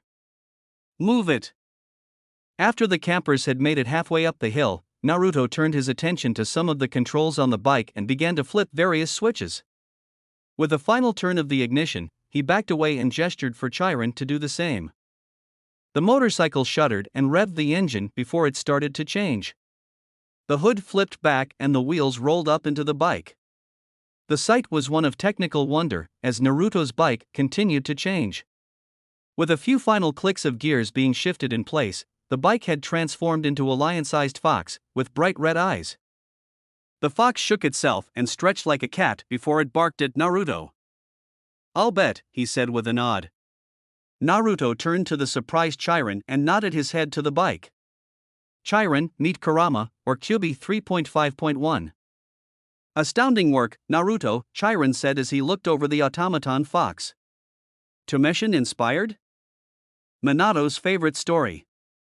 Naruto shrugged. He patted the machine on the head. Kurama here is my greatest creation. Interesting name. I know you're of Japanese heritage, but why Kurama? Chiron asked. It's a mountain in Japan and an anagram, Naruto said, his hand scratching the machine behind its left ear. Killbot utilized for roaming areas and monster annihilation. Kurama barked and sat at Naruto's side like a loyal dog would. Good boy. Naruto tossed the spearhead he had gotten from the Cyprian into the air and Kurama caught it in his mouth. As it chewed, Naruto looked to Chiron with a bit of pride in his eyes. His teeth are bronze, but painted over with steel-infused chemicals to give the illusion of normal metal. Quite. Chiron stared at the fox as it swallowed the spearhead like a meal. He was a bit unnerved by the fox, more so when it seemed to look at him and lick its chops. The centaur cleared his throat and then turned towards camp. Well, shall we? Naruto shrugged and slipped his hands into his jacket pockets. I don't see why not. Come on, Kurama. Kurama barked and it followed the centaur and its creator. Chiron explained the situation in greater detail as they walked. Naruto took it all in with a small frown behind his bandana. Apparently, someone had poisoned Talia's pine and the barrier had fallen a few weeks back. As he walked past the tree, Naruto observed the dying wood with a bit of concern. No wonder Chiron was taking the blame. Zeus must have been infuriated when he saw what happened to his daughter's tree. Any ideas on who did it? Naruto asked softly. A harpy flew overhead and warned him of his demise, but was scared off when Kurama barked at her. Naruto snapped his fingers to regain the machine's attention, but kept his own eyes on the centaur. Chiron sighed with resignation. It matters not, the deed is done and the blame has been placed. There is no hope for Talia's pine. Aha, Naruto said in disbelief. He could think of a few things, but if Chiron said they were a no-go, then they probably wouldn't be accepted. I'll meet with Mr. D tomorrow. I'm tired and I want to kick whoever had taken my bunk out of it. I'm sure. Chiron gave Naruto a smile and put his hand on the blonde's shoulder. Thank you, again. I know how hard it is for you to be here, Naruto. Good night, Chiron, Naruto said with another nod. He and Kurama left the centaur and headed for cabin 9. He opened the door easily and walked in. Kurama followed and pushed the door shut with its tail. Naruto walked through the cabin until he came to the underground bunks. He stomped 3 times on the ground until a hatch popped open and out came a tired dark-skinned teen that looked a few years younger than him. Who are you? He asked. Naruto Uzumaki, the blonde said with a frown. Seemed Moria either died or followed his example, since the kid was in her bunk. Son of Hephaestus. The boy blinked tiredly and focused in the dark on the taller teen. When'd you get claimed?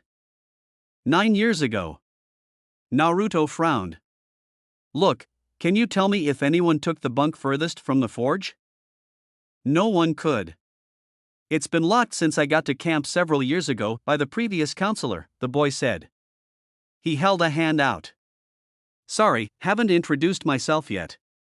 Charles Beckendorf, head counselor. Naruto took the hand and shook it lightly.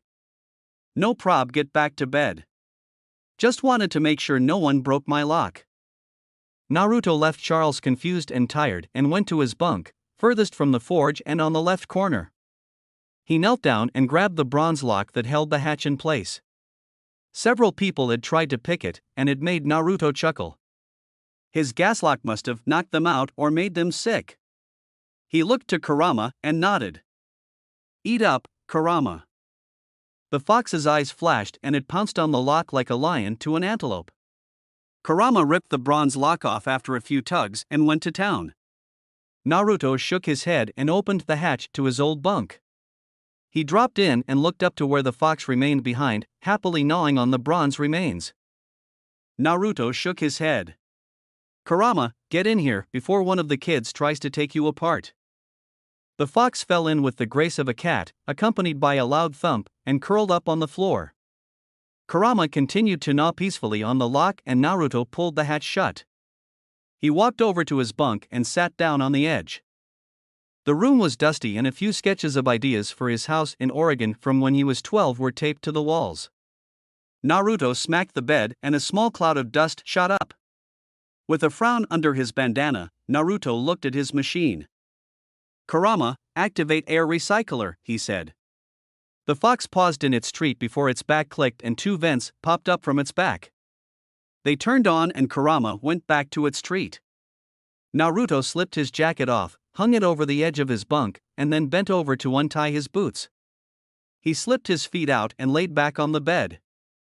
With one hand hovered over it, Naruto debated whether or not to take his bandana off for the night. He decided against it because of the dust in the room and focused on the roof of his bunk. Naruto stared at the picture attached to the roof, one with a red-headed woman and a tall lean blonde next to her, while a younger version of himself was in front of them with a small machine in his arms.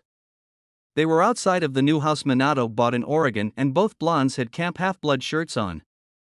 Naruto's was newer and several sizes too large, though now it was a bit snug, while Minato's was older and the lettering had faded. I forgot about that picture, he said softly. His heart ached like a clamp had been squeezed around it and the blonde draped his arm over his eyes. He listened to Kurama's vents clean the air and his eyes fell shut behind his arm. Night, Mom. Night, Minato. Naruto shot up, his skin covered in cold sweat. With a grunt, Naruto turned to sit on the edge of his bed. His left hand wiped the sleep out of his eye and he forced back a yawn. Naruto looked down at the massive machine that had curled up at the head of his bunk. He bent over and rapped his knuckles on the top of the fox-like head. Hey, wake up, Kurama. The eyes of the metal fox brightened from the dim setting they were in sleep mode. The fox got up with a stretch while Naruto rose from his bunk and opened the hatch. Naruto grabbed the edge and pulled himself out of his room with little effort. The son of Hephaestus welcomed the heat of the forge as it passed over his skin and the blonde took in a breath of air. He sighed and looked around for any sort of clock and found it on the wall above an opposite room 3 bunks away. 3:15, 4 hours, new record, Naruto said. He cracked his neck and stepped out of the way so that his loyal creation could follow him. Kurama shook itself off, a small cloud of dust shot out from his vent and the machine growled. Yeah. I'll clean you after I get a shower in. It's been a few days since we stopped at that pond in Illinois. Kurama's eyes flashed eagerly and it scratched at its left ear with its hind leg. Naruto shook his head and walked down the hall towards the shower. Come on, Buckethead. You've got the spare clothes in subspace. Kurama let out a few clicks and followed Naruto down the hall. It stopped outside the door and its right shoulder popped open. Naruto snatched the rolled-up clothes and took them with him into the bathroom. Anyone tries to tinker with you, bite their hand off. Kurama tilted his head and clicked a few times. I'll just build them a new one, Naruto said with a shrug as he grabbed one of the clean towels from the closet next to the bathroom. Kurama seemed content with that and curled up in front of the bathroom while Naruto shut the door behind him. He placed his clothes on the counter and looked into the mirror. The skull on his bandana grinned back at him and with a hard look in his eyes, Naruto pulled the article from his face, which was revealed to be quite handsome. Naruto glared at the 3 large scars that went from one side of his face to the other, courtesy of a monster he had yet to fully remember. The scars that crossed over his nose, mouth, and chin were lighter than his skin and jagged. The day he had gotten them, Naruto had lost his mother and stepfather. He looked away from the mirror and pulled his shirt off. He balked at his own odor as it wafted off the shirt and hurriedly turned the shower on. With a mental note to burn his shirt and get a new one, Naruto stripped down and jumped into the hot shower. When he was finished, Naruto quickly dried himself off with the towel he had grabbed and got dressed. Naruto walked out of the shower clad in a clean pair of jeans and a white wife beater that clung to him like a second skin. He balled the other clothes up, save for the camp shirt he planned to drop into the forge, and gave them to Kurama. The metal fox stored the dirty clothes in the opposite shoulder and followed its creator back towards the bunk. Naruto fell in, pulled his boots on, put his contained ammo clips strapped around his right thigh and left his jacket on the edge of the bed since he didn't need it. Now fully dressed and ready to run into battle without injuring his foot, talk about embarrassing, Naruto climbed back out of his bunk and went towards the forge. As he planned, the first thing he did was drop his old camp shirt into the fires and watched it burn. When it finished, he moved on to the next project in his mind, ammunition. He grabbed a bar of bronze and set out to make the 2 calibers he needed. A few hours passed and Naruto had made at least 100 full metal jacket .45 bullets for his Colt and had just closed the 40th 12-gauge round for his Winchester when the boy from before, Charles, walked into the forge with a few other children of Hephaestus behind him. As he heard them amble in, Naruto grabbed his bandana from his pocket and tied it around his face. So he's sensitive about his scars, sue him. Hey, who's that? One kid whispered to the others. Relax, Sam. His name is Naruto, Charles said. He walked over to the blonde, but backed off when Kurama looked up from where it laid next to its creator and growled at him. Easy, Naruto said gruffly and dropped a small chunk of celestial bronze to the fox. The fox grabbed the chunk and began to gnaw on it. He turned away from the shell he finished and looked over the slightly shorter teen. How'd you sleep, Charles? Call me Beckendorf, the head counselor said. Naruto shrugged. You got it, bed and drawers. On second thought, call me Charles. Charles rubbed his face while the other kids snickered. He gave them a stink eye, which made them stop snickering but couldn't stop the smiles on their faces, before he looked back at Naruto. After you woke me up, I slept rather well. When'd you wake up? What time is it? 6. 3 hours ago, Naruto said. He turned back to his crafted bullets and hummed. I need boxes to carry these, Kurama, fetch some small iron sheets. Don't eat them. The metal fox looked up from its treat of bronze and whined. Naruto rolled his eyes. Don't give me that, you've got a chunk of bronze in front of you. Eat that when you're done. Kurama let out a snort and got up. It slunk past the other members of the cabin, all of their eyes glued to the complex machinery that moved past them, and grabbed the items as requested. Automaton?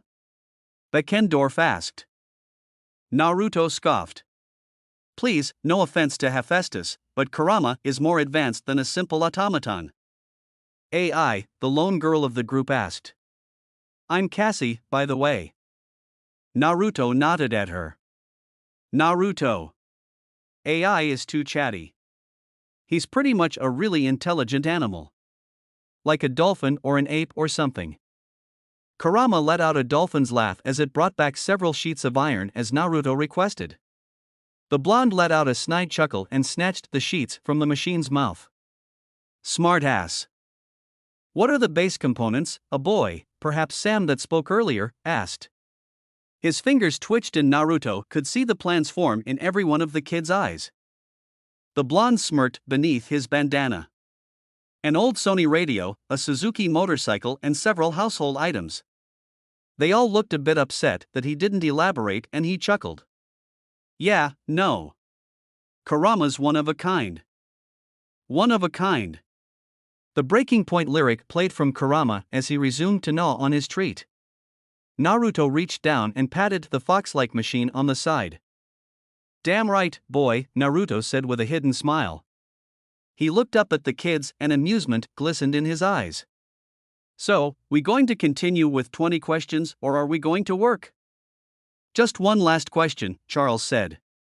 How old are you? 18, Naruto said.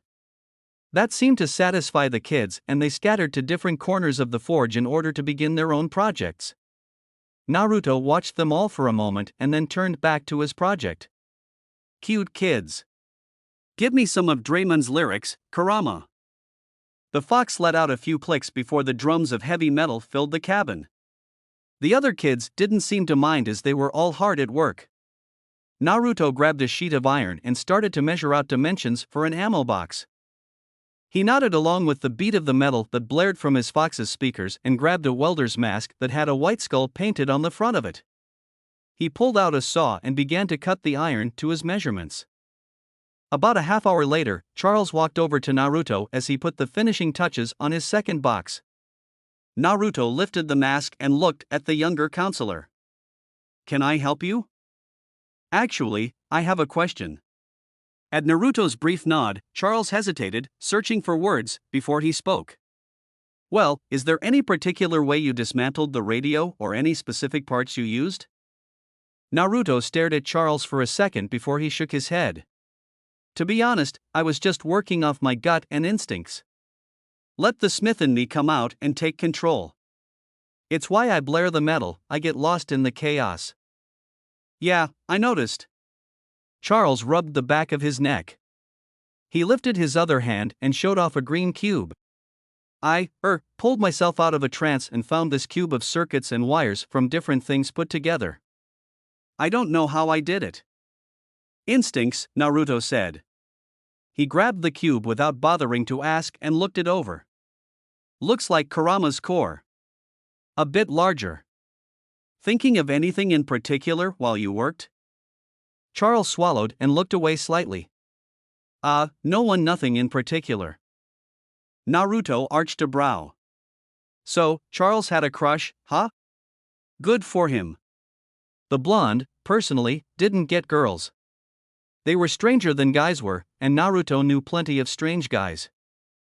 Naruto let his eyes roam back to the cube in his hand. Well, whatever you were thinking of is the core's purpose. I, personally, was thinking of a neighbor that had pet dogs I liked. Got the most loyal pet out of it. Charles blinked and flushed lightly. So, if I was thinking about a girl. Probably something mushy, Naruto said as he handed the cube back. Don't really know how my stuff works, it just does what I want it to. Kind of like that mutant from X-Men. Forge? You do know that character was based off of our father, right? Whoopee. Let's send Marvel a thank you note on his behalf, Naruto said dryly.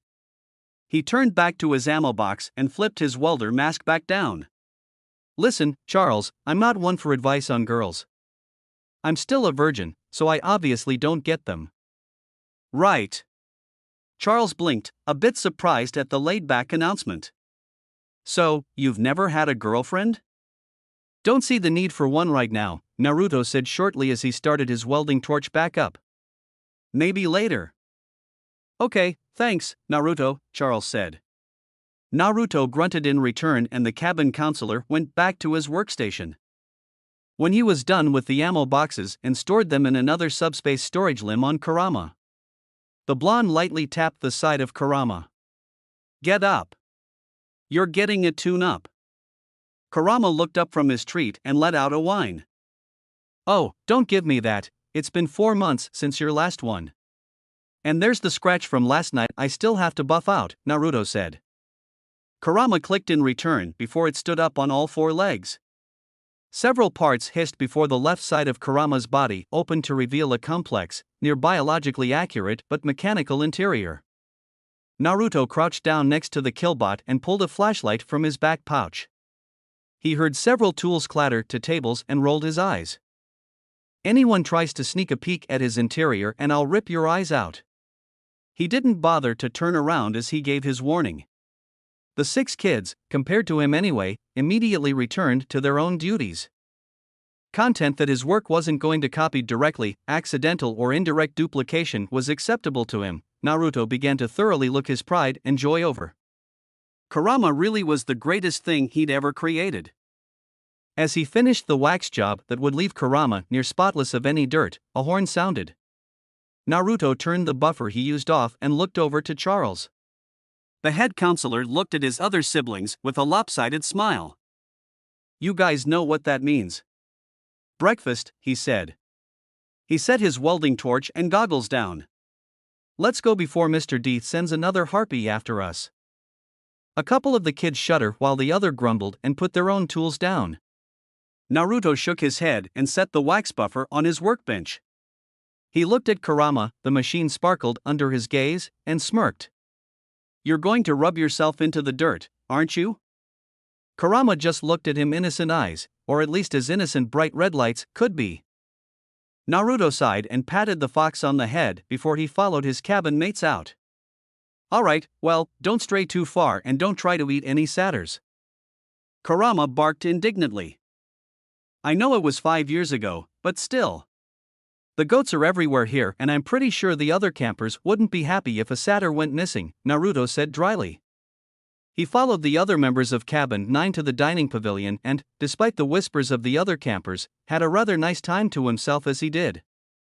Kurama even ran off at some time to rub himself into the ground and ruin the wax job that had taken Naruto 20 minutes to do. Just before Naruto could sit down and enjoy breakfast, a throat was cleared. Naruto turned to the head table, where a man dressed in a Hawaiian shirt and purple shoes sat. Dionysus, or Mr. D as he insisted the demigods call him, had his blue eyes locked on the son of Hephaestus and a small scowl on his face. On his right was Chiron, his white flank as spotless as ever and his human torso covered in light armor. On the left was a man in an orange jumpsuit with the number 0001 on it.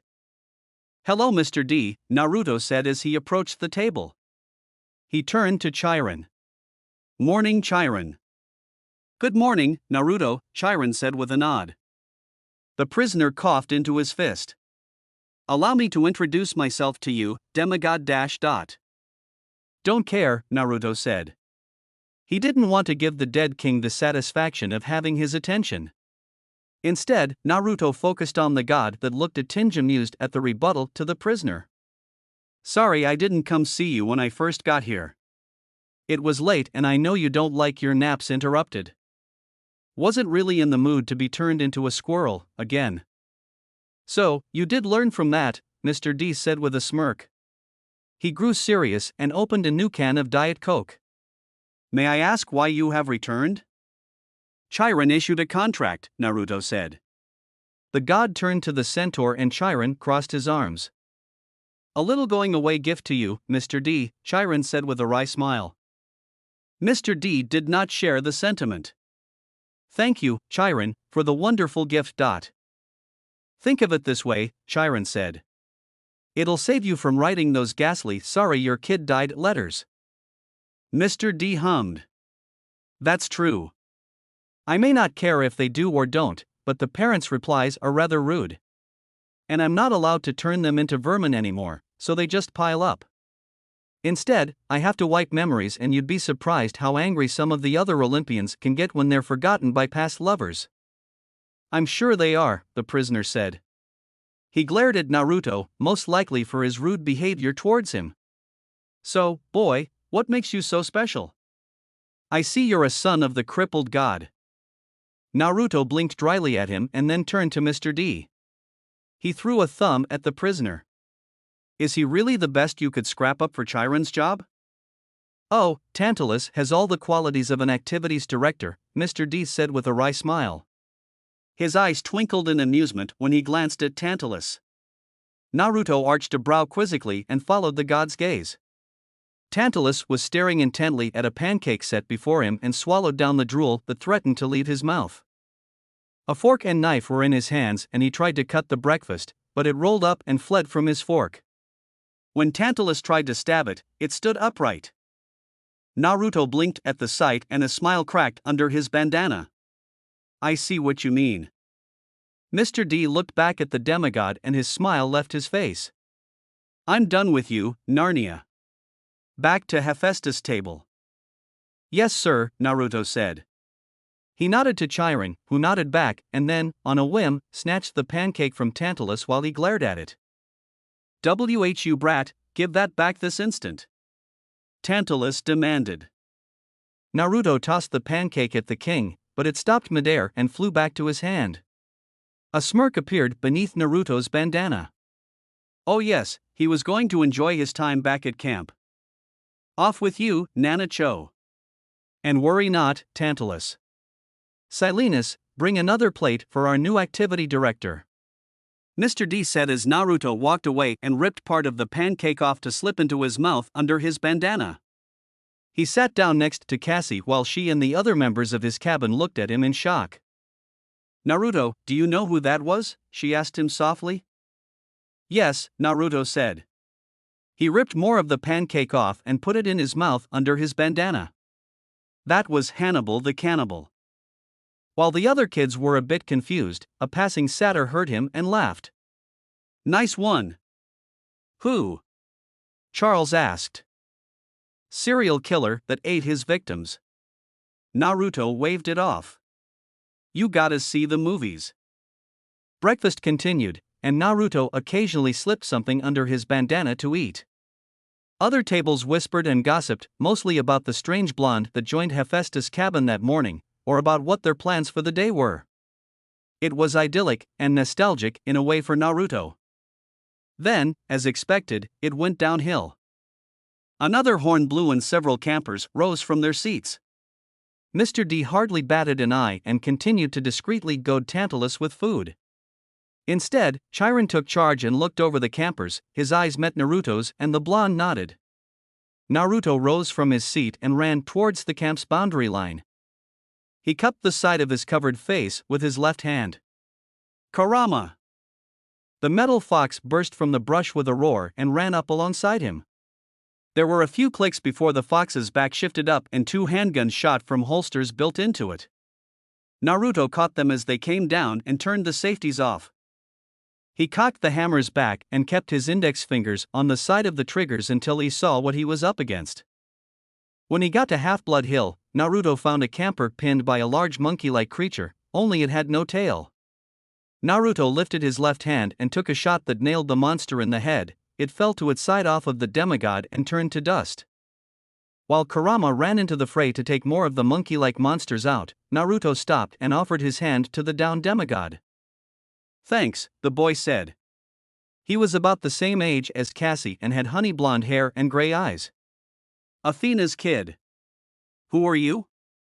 "Name's Naruto." "Cabin 9, Naruto said." "Malcolm." "Cabin 6, Malcolm said in return." He picked up his dropped sword and looked at the weapons in Naruto's hand with a hint of disdain. "Guns?" Naruto arched a brow. "You're dissing the weapon that saved your life?" "No, but dash.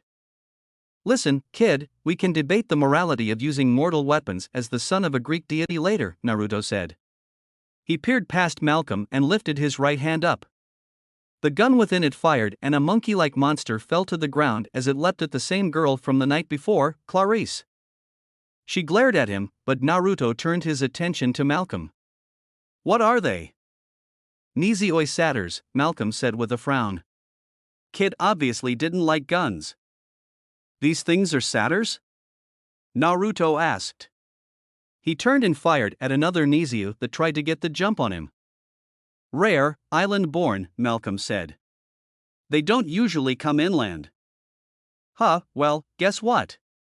Today's our lucky day."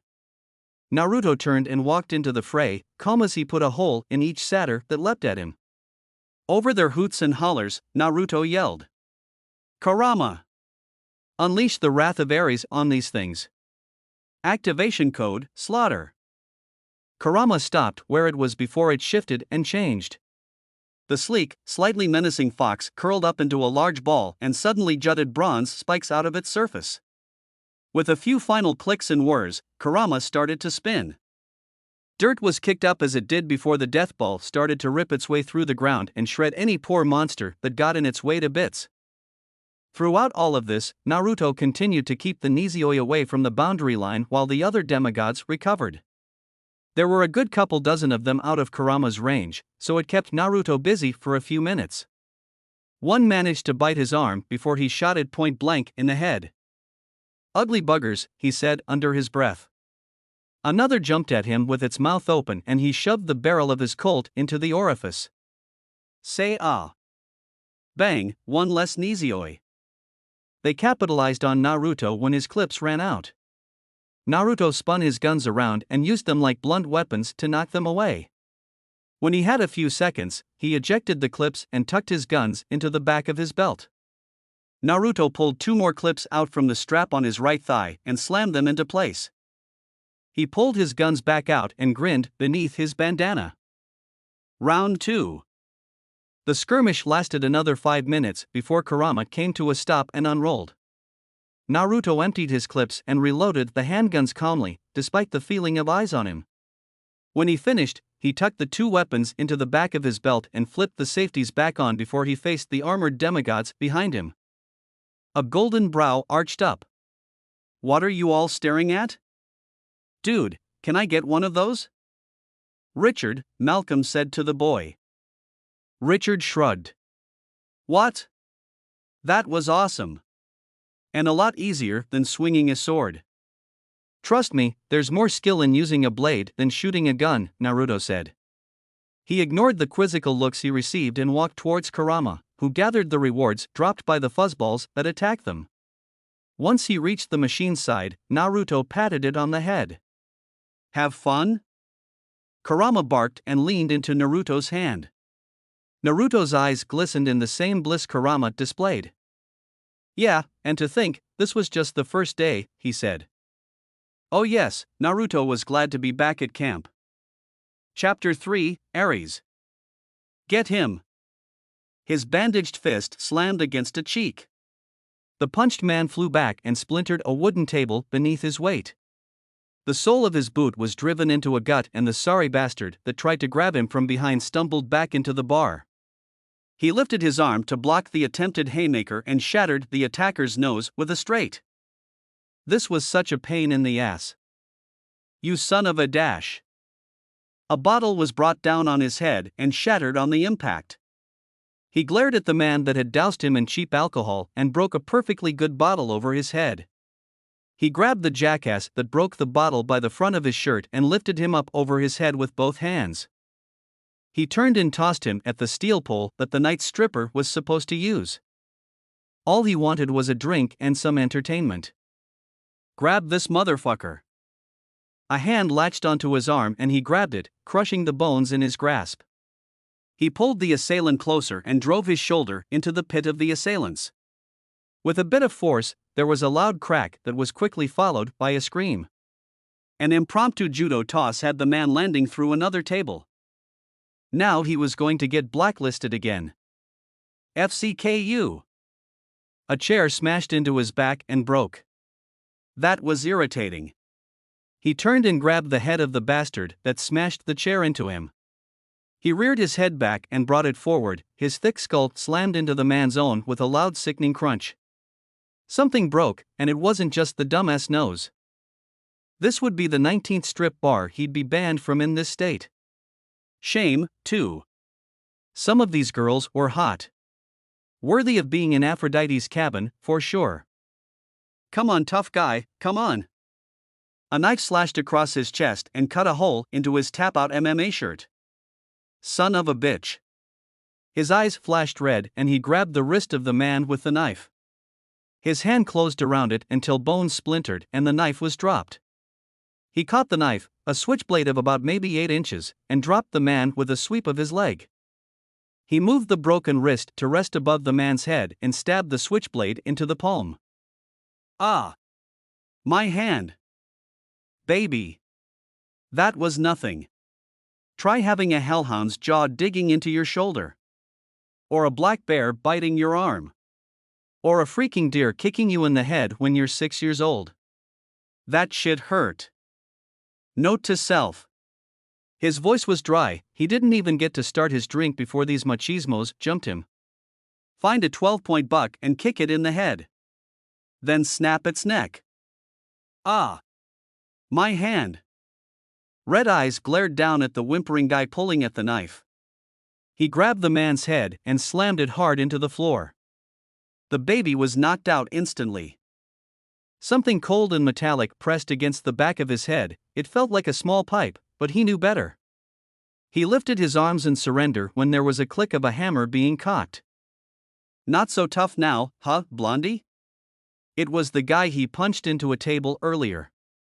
Seems he really took offense to being called an inbred dumbass that couldn't tell when to leave well enough alone. You're gonna die tonight, you son of a bitch. I'm gonna blow your brains out. I'd really appreciate it if you didn't call me that, he said, his hands still up in the air. What? A son of a bitch? Well, tell you what, you son of a bitch, after I kill you, I'm gonna look your mama up and FCK her brains out like a real man, the gunman said, a bit of pride in his words. Wow, that's what? The 8th time he's heard some dumb bastard say that?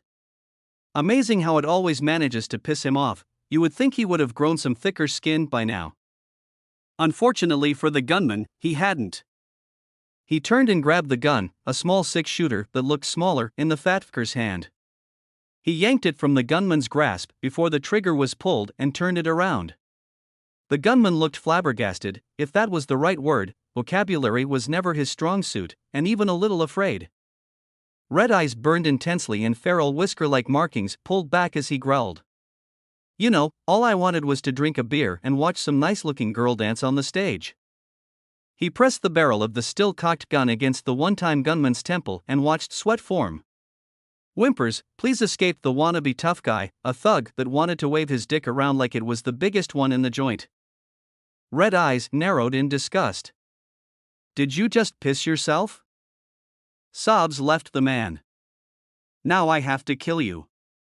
That's just embarrassing, especially for a real man like yourself. PLPL please no.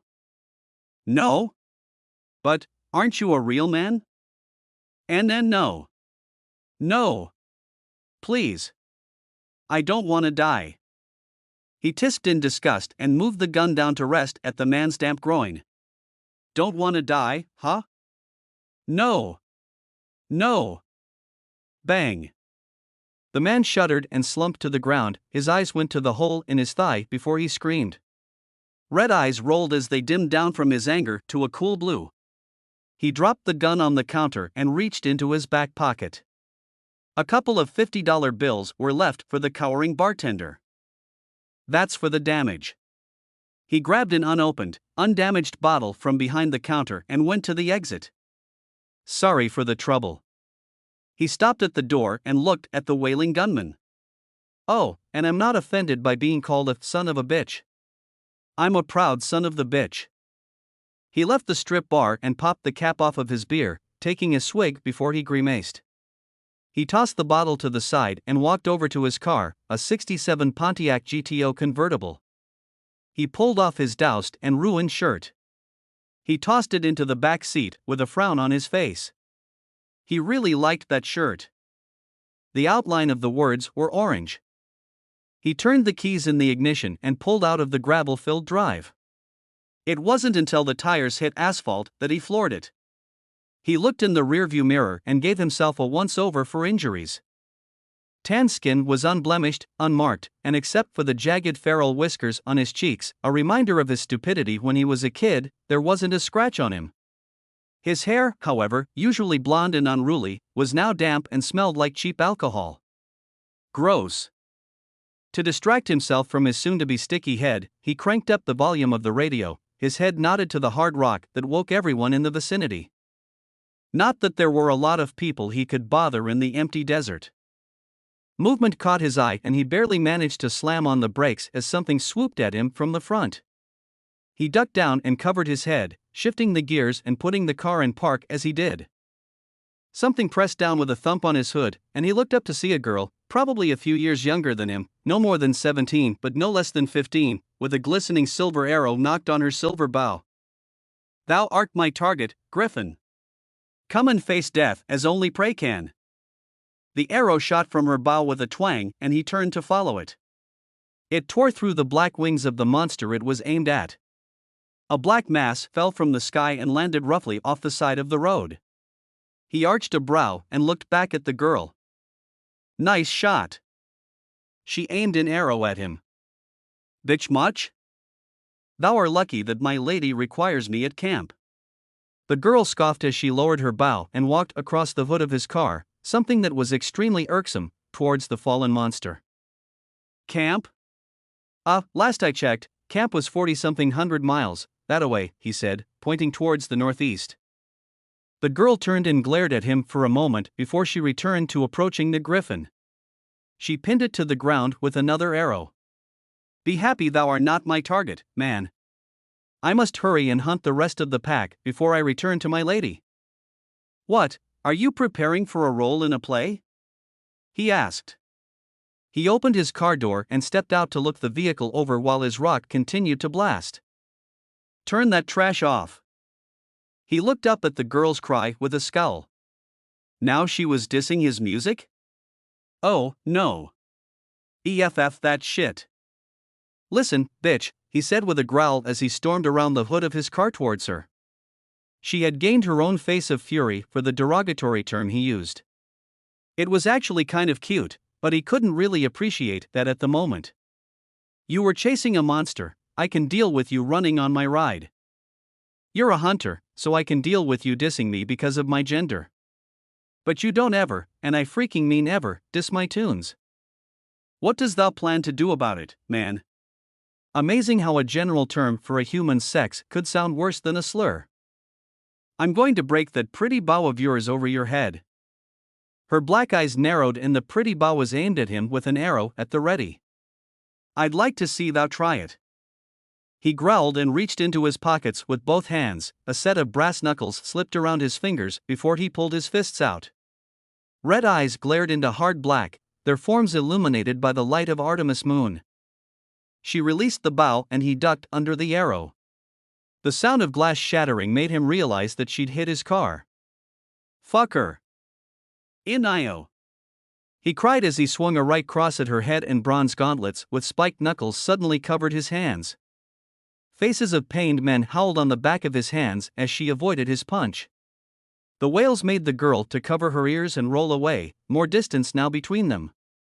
He started to turn in order to face her properly. One didn't put their back to an enemy, but turned and swung with a powerful left cross at the monster that leapt at him. The spiked knuckles shattered the griffin's beak and the power behind his punch snapped the griffin's neck. The black panther-like body crumpled to the ground, the wings twitched once before it dissolved to dust. Some hunter. He couldn't help it, he felt like it had to be said. Call it the war god in him. The master antagonizer's voice was always barking demands in his ear. Occasionally, the god's favorite poem chanted in his head. Whenever you fight, you better always win. 'Cause the second you don't, I'm gonna kick your head in. Let it be known that Ares was not the father of the year. Then again, it could be said that no god would ever hold that title. Personally, he couldn't give two shits if one did or didn't. He lived by his father's words, the motto of Cabin 5. It was a kill or be killed world he lived in. And he freaking loved every second of it. Even when the arrow was shot into his ass. Ow. Freak. Take a joke, bitch. Thou are lucky I didn't aim for thy head. The hunter's glare only built onto his anger while he pried the arrow out of his ass. That was the 5th time that happened to him. Stupid arrows. Like you'd hit it, he said scathingly as he looked the arrow over. He held it out with a smirk. Here, something to remember me by. The hunter sneered at him. Pig. I'd love some, but all I've got on me is dried beer. He tossed the arrow behind him uncaringly and grunted as he walked back to his car. Thou art disgusting. And you're a bitch, so I guess we're even. He bent over the passenger door and reached into the glove compartment to grab some nectar he kept in case he ever got injured. The gauntlets on his hands disappeared and returned to their hidden brass knuckle form. He popped the top off the bottle and grabbed his ruined shirt. Thank Olympus he took that field medic training Chiron offered. It made recovering from embarrassing injuries so much easier. He dampened the fabric with nectar before he put the top back on the bottle.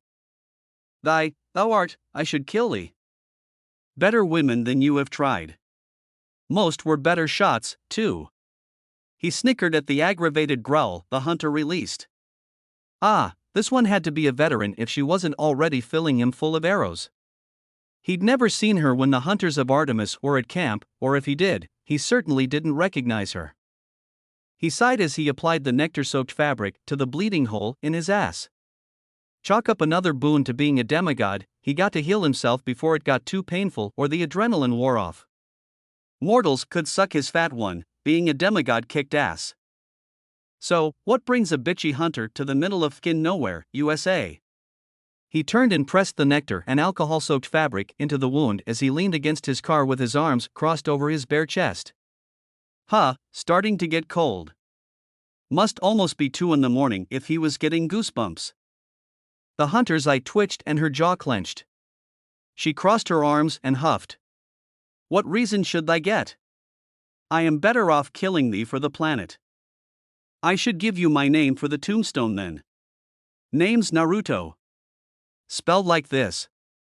Naruto tapped on his left shoulder, where the kanji for his name was inked into his arm. Naruto. What sort of nonsense is that? The hunter scoffed. She stuck her slightly upturned nose into the air. Sounds like an Oriental name. Thou art not from the Orient. Says you. It means maelstrom, Naruto said with a smirk. Maelstrom of kick-ass. The hunter rolled her eyes. Thou art no different than any other man. Oh, believe me, sweetheart. I'm plenty different from other men. The hunter gave him a look of disgust and Naruto responded with a blown kiss. She opened her mouth to retort, but the sound of a shrieking roar cut her off. The two looked up and Naruto grinned as his eyes flashed red at the sight of several more griffins. Well, friends. Of yours, sweetheart? Do not call me sweetheart, pig. The hunter snarled at him and she drew an arrow back. It flew up at the griffins at a great speed, but the black-furred and feathered monsters easily avoided it. The hunter cursed. I hadn't thought the nestlings would have grown so quickly so far south. Who cares how fast they grew? They want to fight and they got it. Naruto ran away from his car, he really didn't want to go through the trouble of stealing another muscle car, and grinned as several branched from the flock, or was it pack? Whatever, they were chasing him and that's all that mattered. Naruto turned and faced the griffins with his right fist brought back. His eyes gleamed an excited red that burned more intensely than the griffin's own. Come on, birdie. You want some? Come get some. Do not taunt them, fool. The hunter yelled after him as she staved off the 3 that flew circles around her. She had some neat moves with those hunting knives of hers. In-io. Naruto threw his right fist forward seconds before the griffin's raven-like talons could reach out to grab him. Like the last griffin, Naruto's gauntlet-covered hand won out over the beak and neck. The black beak cracked and splintered from the spikes in Naruto's gauntlet. The head was forced down, driven into the dirt while the kinetic speed forced Naruto back several feet. He grinned and looked at the other 2 griffins that roared at him as they flapped their wings. Come on then, let's dance. Naruto turned at the hip with his right hand over his shoulder, fingers curled into a fist. His red eyes narrowed and he coiled up just a bit further. He wasn't a son of Athena, but he knew that speed plus strength equaled a whole lot of pain. And much like a compressed spring being released gave off a lot of force, Naruto's spinning back fist punch sent the griffin soaring back the way it came. He even gave a smirk to the hunter after his griffin collided into one of hers. Another shrieking roar had Naruto turned to the side, where the 3rd griffin of his group had decided to stop flying and tried to pounce on him. Naruto caught the talons in his hands and fell back. He drove his boots into the griffin's stomach and flipped the hybrid monster over him to land on its back and wings. Naruto reared his legs over his head and kipped up, a rather useful ability he learned from his time in camp. Naruto faced the griffin as it got back to its feet and the 2 began to circle each other. Naruto kept his hands out wide while the griffin hissed and brought its wings up to appear larger. Naruto bared his teeth and snarled back at it. He was an instinctive fighter at heart, so it was easy to perform the "I'm a scarier predator than you are" dance. The griffin lost its patience first and leapt at him. Naruto brought his fist back at the ready, his other arm up to catch the monster's weight. He was severely disappointed when the griffin exploded into dust before it hit him. Naruto glared sourly at the hunter, her smirk proud and haughty as she lowered her bow. "Thou art welcome," she said. Naruto's glare didn't let up, even though his red eyes turned back to blue.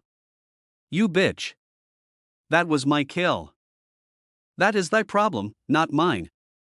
The hunter smirked at him once more before she began to collect the trophies the griffins left behind. Black fur pelts with feathers in them. What a lame reward, why not a golden egg? Naruto wouldn't mind raising his own griffin. Naruto grabbed the pelts of the griffins and threw them over his shoulder. He carried them back to the hunter and tossed them into her arms. She stumbled from the added weight and glared at him as he crossed his arms. "There you go, sweetheart. Don't say I never got you nothing," Naruto said with a smirk. He walked back towards his car, only to stop and stare in disbelief. Silver arrows lined the entire left side of his car, the two tires flat and long deflated. Even the poor car scent dispenser had not been spared. Naruto rounded on the hunter with murder in his eyes. "Do you know what you've done?" "What? Did something happen to thy automobile?" she asked innocently. The smirk on her face killed the fantasy of any real remorse he thought she might have had. "What a shame. Perhaps thee should ensure it isn't in the way of crossfire next time thee gets into a fight." Naruto lifted his hands menacingly, as though he was going to strangle her, before he brought them down to his sides and seethed. "You freaking bitch." The hunter glared at him and dropped the pelts. She stormed up to him and, before he could lift his arms, punched him square in the nose with a solid left punch. Naruto's head flew back and he grunted as he lost his footing. His head and recently healed ass hit the pavement, which elected a strangled yell that he managed to choke down. Naruto held a hand over his nose and grunted when a silver boot stomped onto his stomach. "Stop. Stomp. Calling. Stomp. Me. Stomp. A. Stomp. Bitch." The hunter huffed and gave him a final kick to the side before she stormed back over to the pelt she had dropped. Naruto groaned and rolled onto his uninjured side. He snorted blood from his nose and forced it back into place with a grunt before he got up and glared at the retreating hunter. Naruto turned, reached into his car, and grabbed the bottle of nectar. "God damn it." Naruto threw the cracked bottle at the ground, shattering the empty bottle on the street. He sent another glare to the hunter and debated whether or not he should try to kill her. Deciding that it wasn't worth Artemis' wrath to get into another fight with the bitch, Naruto wrapped his arm around his side to steady his cracked ribs and began to hobble off towards his current home. His grandmother was going to throw another fit when she saw him stumble back into his house, covered in blood. "Again. Where dost thou think thee are going? Oh, what the EFF do you want now?" Naruto roared as he rounded on the hunter. She was carrying the pelts over her left shoulder and her bow was nowhere in sight. A glare was still on her face and it took all the self-control he had, which was not a lot, to not punch her back. "You wanna kill me? You wanna keep fighting? Because those are the only reasons I can think of that would make you want to talk to me." The hunter rolled her eyes. "If I didn't have to speak with thou, believe me I wouldn't. However," she shifted uncomfortably, "thou art the only demigod around and thou art sure to have more nectar and ambrosia at thy home." "What? You don't have any?" "Bullshit."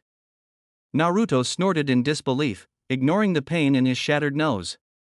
He watched the hunter as an uncomfortable grimace crossed her face. An amused, yet annoyed, smirk crossed his face. "No freaking way. Be silent.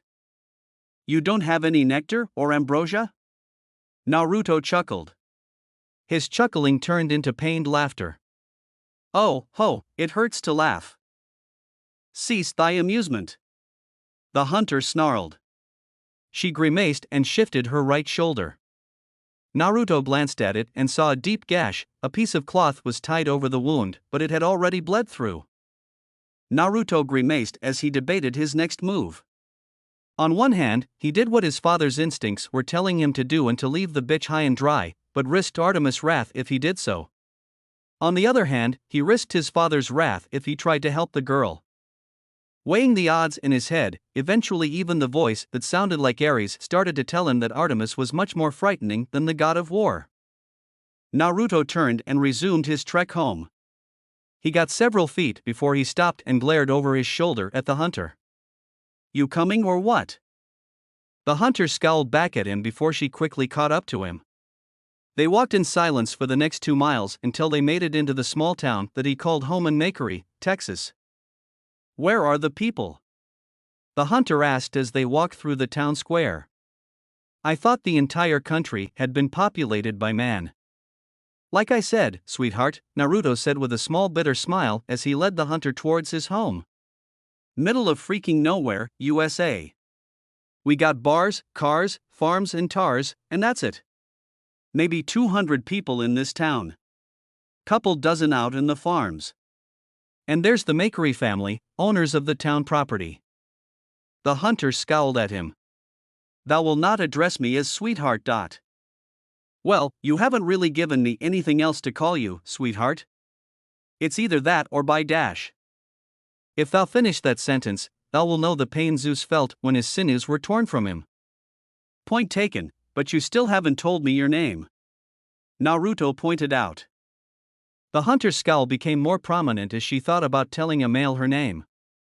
"I am Zoe Nightshade, lieutenant of Lady Artemis Hunters." "Nightshade?" Naruto asked, amused. He shook his head as he pushed the door to a 2-story house open. "And you say my name is weird?" He walked into the house. "I'm back." "Thy name is strange," Zoe said with a glower. She followed him into the entry hall and through the small living room to the kitchen. There was shuffling above them, which made Zoe look up. "Thou do not live alone?" "You've got to learn how to speak English," Naruto said as he stumbled into the kitchen. He winced as he reached up into a cabinet and began to look around. "Oh, come the freak on, stupid freaking old people. Stop messing with the layouts. Putting more freaking medication in the freaking cabinet. Goddamn, drug-addicted motherfucking." Zoe scowled at him. "Thy mouth needs a cleansing with a fresh bar of soap." "Bite me." Naruto shot back. He grinned when he pulled his hand back and held a plastic bag of ambrosia. "Score." Naruto set the bag on the ground and opened it up. Before he could pull a cube out, he froze when footsteps stomped down the stairs. Naruto closed the bag and shoved it back into the cabinet. "Naruto, do you have any freaking idea of what time it is, you dumb piece of shit?" Zoe's mouth was agape at the language while Naruto hurriedly grabbed more modern medication and pulled it out. He paused for a moment before he slapped the pelts off of Zoe's shoulder. The hunter glared at him, but Naruto ignored it as he tucked his brass knuckles into his pockets and then fumbled with the painkiller's lid. "Just what the freaking hell do you think you're doing at this hour, goddammit?" Naruto turned to look at the old woman that stood in the doorway. Her hair was a platinum blonde, once a beautiful shade like his own but now far less so. She smelled like an old folks' home, a hospital, and alcohol. Her honey brown eyes narrowed in suspicion and her hand tightened around the handle of her cane. "Are you trying to steal from your granny again?" "No, Granny Tsunade." Naruto rolled his eyes and set the bottle painkillers on the counter. "Go back to sleep, you stupid old hag." "Back to sleep?" "Oh, no, dipshit, I'm up now." Granny Tsunade did a double take when she saw Zoe. She turned back and glared at Naruto. "And who the EFF is she?" Who?" The old woman's cane came down and nearly cracked Naruto's skull open. "Ow. You freaking, crazy old bitch." Naruto whimpered as he held his abused skull. Granny Tsunade scowled at him and wagged her cane threateningly. "Lying to your own grandmother. Your mother must be getting a noose ready in her cell. Naruto glared at the old woman. Stupid old hag. Ungrateful little shit. Granny Tsunade glared right back before she looked at the other occupant of the kitchen. Well. Speak up, girl. Who are you? Zizoi Nightshade, ma'am. Naruto smirked at the hunter's apprehension. No one fucked with Granny Tsunade, not even Ares. And he tried to. The god of war wound up chewing on his bike's handlebars. Nightshade? The hell kind of name is that? You an Indian? Granny Tsunade inquired, squinting her eyes as she looked over the girl. They're called Native American, you dumb old hag. Naruto grumbled as he got back to his feet. He sucked in air when the cane was whacked against his cracked rib. Gah! Sadistic old bitch. Stop being a rude little shit. Don't you know that you gotta watch your mouth when there's a lady in the house? Granny Tsunade scolded with another whack from her cane. And the sheriff called. I thought I told you to stop. Getting into fights. Freak. Ow. Senile. Crazy. Ow. Bitch. I didn't. Shit. Start. It Naruto shot back as he tried to protect himself from her cane. You did something. Granny Tsunade scowled at the blonde young adult as she stopped her assault and then looked back at Zoe. She noticed the wound on her shoulder and rounded on Naruto. Her eyes were harder than steel, but ablaze with rage. Did you cut this girl, boy? Naruto's eyes went wide and color left his skin. He may have tried to fight Zoe earlier, but he was running off adrenaline and anger. Clear-headed, he'd never get into a physical fight with any girl without any witnesses. What Granny Tsunade would do to him if she found out he ever did, Naruto's skin paled even faster as he shook his head. And no, ma'am. Then why is she bleeding? Granny Tsunade's eyes were murderous. Car accident. Naruto blurted out before Zoe could speak. We got into a car accident. My fault. I should have watched where I was going. Granny Tsunade's cane struck his cracked rib again and she nodded firmly while Naruto crumpled to the ground, shuddering in pain. Damn right. The old woman turned and gave a soft smile to Zoe. Come along, dear, I'll get that looked at and fix it up in a jiffy. Zoe tried to pull away as Granny Tsunade grabbed her arm. Oh, no, thank you, but I just need some AMB dash. Amber, she just needs some amber, Naruto said quickly, shooting the hunter a shut up or else glare. He cradled his rib as he got to his feet once more. Granny Tsunade's eyes were on him like a hawk. Blood loss has made her delusional. She's speaking with thou and thee dot. I am not delusional, thou art dash. Zoe began, only to be cut off by a cluck of Granny Tsunade's tongue. Probably some head trauma. Come along, dear. I'll show you to the couch. Naruto. Get yourself cleaned up and get some clothes for our guest. Granny Tsunade ordered as she led Zoe into the other room. Naruto scowled and matched Zoe's glare when it was sent his way. It wasn't like he wanted the stupid bitch of a hunter to stay in his home either. Naruto, get your ass moving. Yes, Granny Tsunade. Then again, it wasn't like he was going to argue about it. Naruto groaned as he went to the back toward his room to grab some spare clothes. He frowned as he walked past a hanging portrait of a red-haired woman in military fatigues standing behind a blonde boy with a swollen black eye, both smiling at the camera. All he wanted to do tonight was have a drink and get some entertainment. Stupid hunter. Chapter 4, Artemis I. Fear. It's something that drives humanity, though they try to ignore it. Humans work around fear.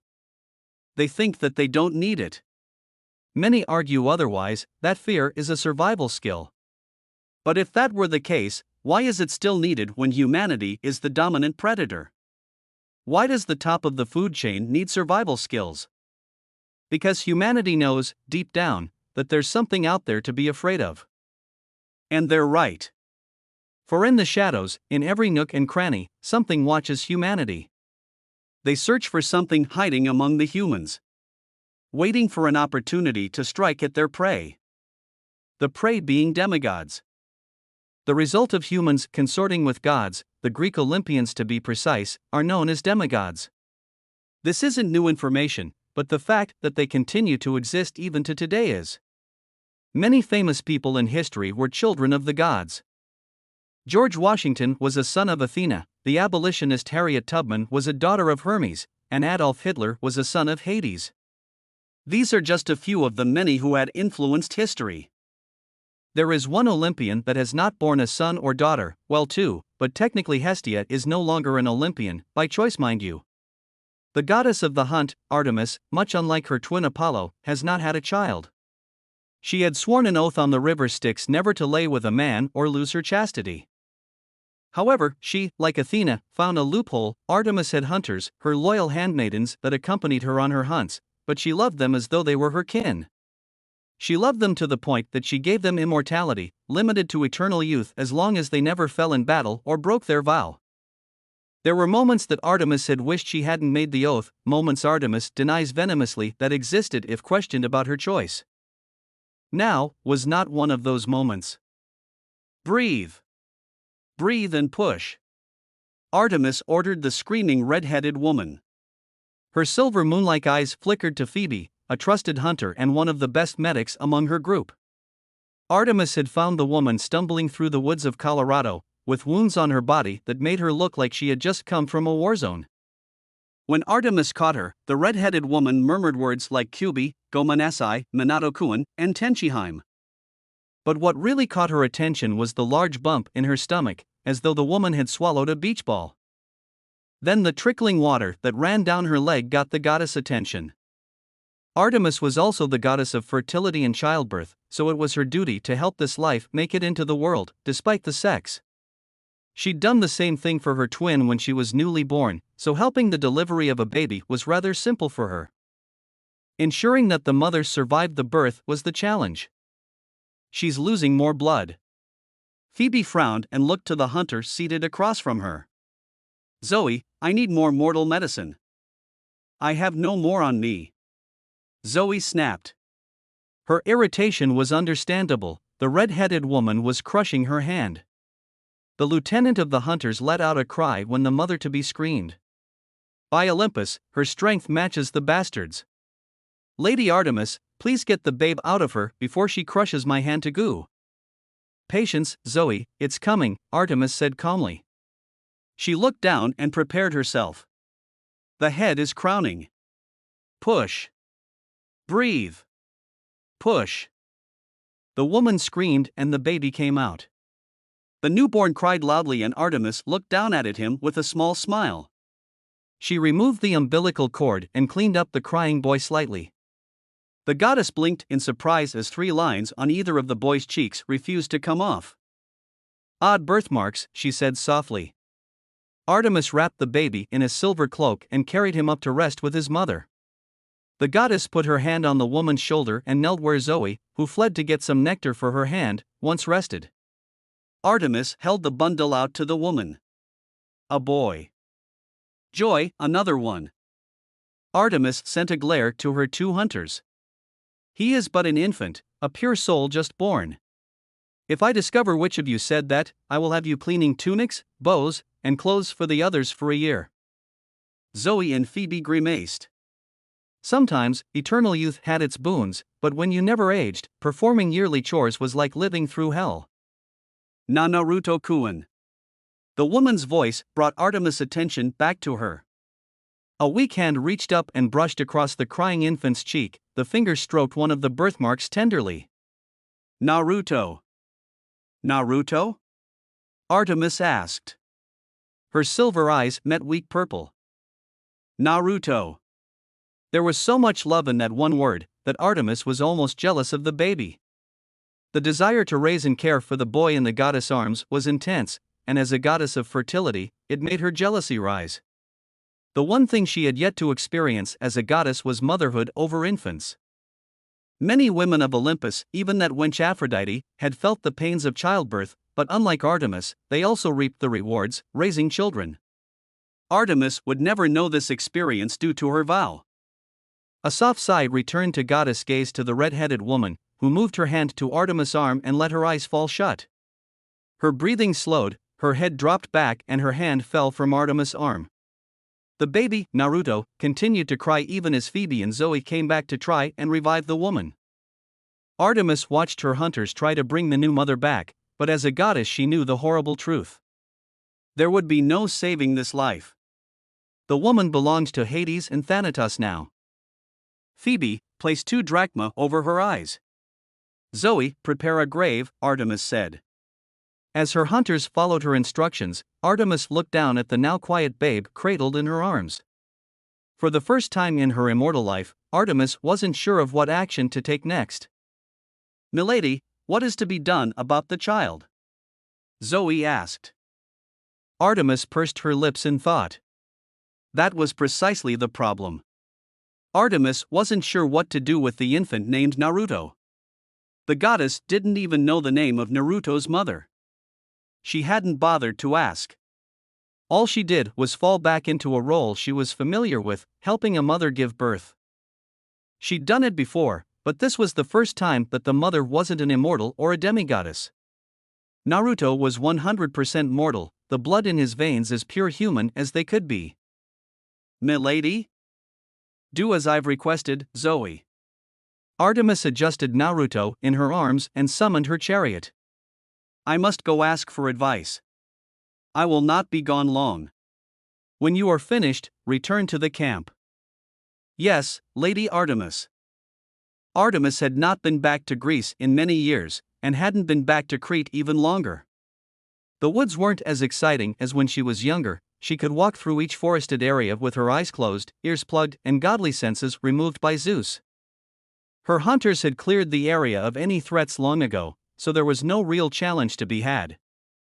A soft cry gained Artemis' attention and she turned to the bundle set carefully in a carrier she'd made with a moment of thought. In the light of her twin's chariot, for the brief moment they'd almost crossed paths, Artemis noted that Naruto could have been easily mistaken as a child of Apollo. She wondered if that was something to be concerned about, but dismissed the thought, as Apollo was not uncaring towards the mothers of his children, even if he often moves on far too quickly for her liking. Honestly, Apollo could be much more bearable if he had someone to rein him in, but no, he had to be the fathead playboy. Of all things he had to inherit from Zeus, it had to be the libido. "Shush, Naruto, we're almost there." Artemis consoled the crying infant. She landed her chariot in a large yard behind a villa.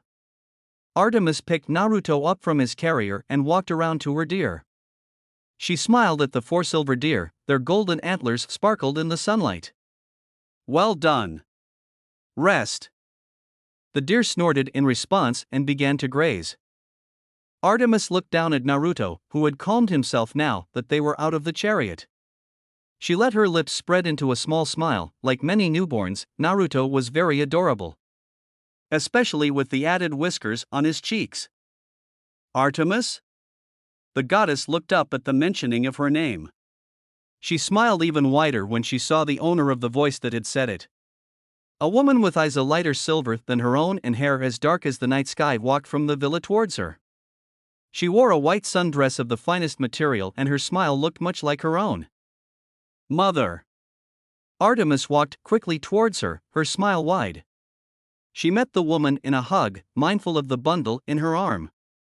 Artemis never felt safer than when she was in her mother's arms. Of course she could take care of herself now, but there were some things that made even a god afraid. Typhon, for instance. After the first battle with the Monster King, both Artemis and Apollo took several days to recover, seeking sanctuary in Leto's love. Leto pressed her lips against Artemis' head and tightened her arms around her daughter. "Artemis, my sweet moonlight." Leto pulled away and smiled. "Why are you oh? Well, I never thought you'd break your oath." "No. No. Artemis quickly corrected. "No, mother.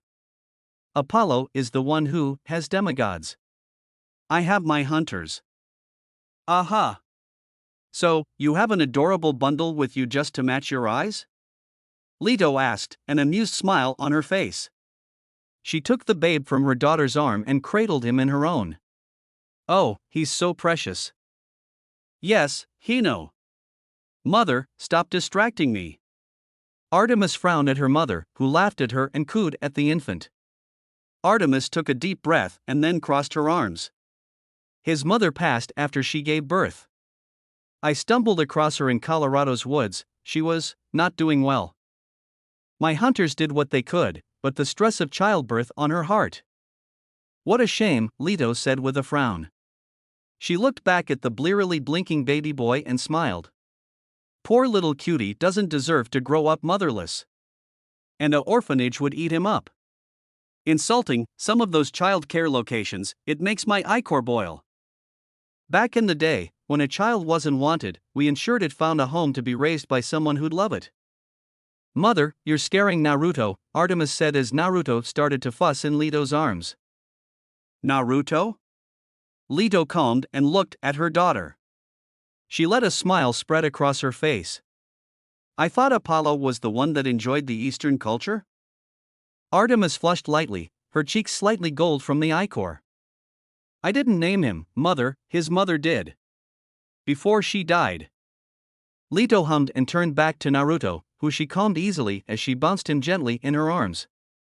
The mother of the Letoids smiled at him. Your mama loved you, didn't she, Naruto? Yes, she did. Mother, focus please? It was really the one thing that Artemis couldn't understand about her mother. She always seemed to lose focus when babies or children came into view. For the immortal life of her, Artemis just didn't get it. Is he a demigod? Leto asked as she turned and walked back to the villa. Artemis watched her mother walk off in disbelief before she quickly followed. Mother! Where are you going? To prepare a bottle, of course. Leto walked into the building, Artemis hot on her heels. Now, is he? No. Leto stopped and turned to face Artemis, shock on her face. You helped a mortal woman give birth to her mortal son? You? Artemis scowled. I am not that bad. You changed one poor boy that stumbled across your camp into a jackalope. His mother had been looking for him for a month before I undid the transformation. Artemis winced. He violated your personal space that he didn't know existed? Leto put one hand on her hip and looked down at her daughter with a frown on her face. Artemis felt like a newborn goddess all over again, not even Zeus made her feel like this. Leto shook her head. If there's one thing you and your brother got from Lord Zeus, it was your tempers. Back to the topic at hand, Artemis said. She did not want to have this conversation with her mother anytime soon. What should I do? Leto stared down at Artemis for another moment before she turned and began to walk off again. Artemis groaned and followed her. Mother! Stop avoiding the question. I'm not avoiding the question, you're avoiding the answer. That doesn't make any sense. Leto stepped into the kitchen and got out several items. Artemis watched with confused awe as a bottle and baby formula was pulled out. Mother, why do you have I'm working as a nanny, Leto said with a smile. She twirled her hands and the bottle quickly prepared itself. Artemis knew instinctively that the bottle was perfect for a baby Naruto's weight. There's a cute little girl named Cassandra here. She and her parents have gone off to Australia. Which is good, I hate using the mist on them.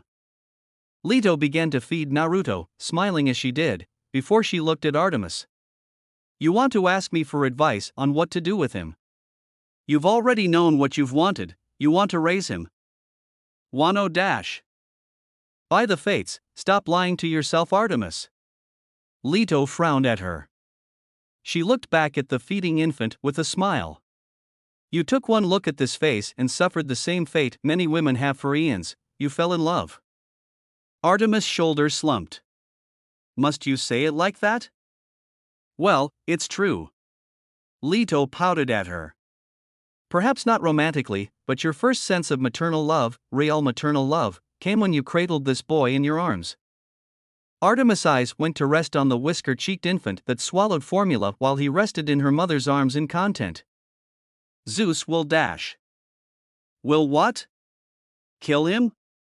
Punish you? Why? Leto asked. You've broken no law. Little Naruto is not your son by blood. Nor has he forced you to break your oath on the sticks, not that he has room to judge. Leto gained a grimace. I hear Lord Zeus discovered a new interest. I cannot wait to see how Lady Hera handles this one. Mother, the names. Yes, whatever. Leto rolled her eyes. You Olympians, so stingy about being addressed in this day and age. You must love it when you come up in education, or history specials. Leto looked back at Naruto and smiled when she pulled the bottle away. Such a healthy boy. Well, if you don't wish to raise him, I'm sure Cassandra's parents wouldn't mind raising a son. She winked conspiratorially at her daughter. I can hear them trying for another when they're at home. Mother! Artemis flushed brightly. The goddess glowered at Leto as she laughed and stole Naruto back from her. Artemis looked down at the whiskered babe as he yawned and she gained a small smile. Perhaps he can be the first tolerable man to walk the earth. Leto smiled at the sight and crossed her arms over her stomach. Perhaps. So how did a god react to the news of Artemis, the man-hater, taking in an orphan baby as her own child?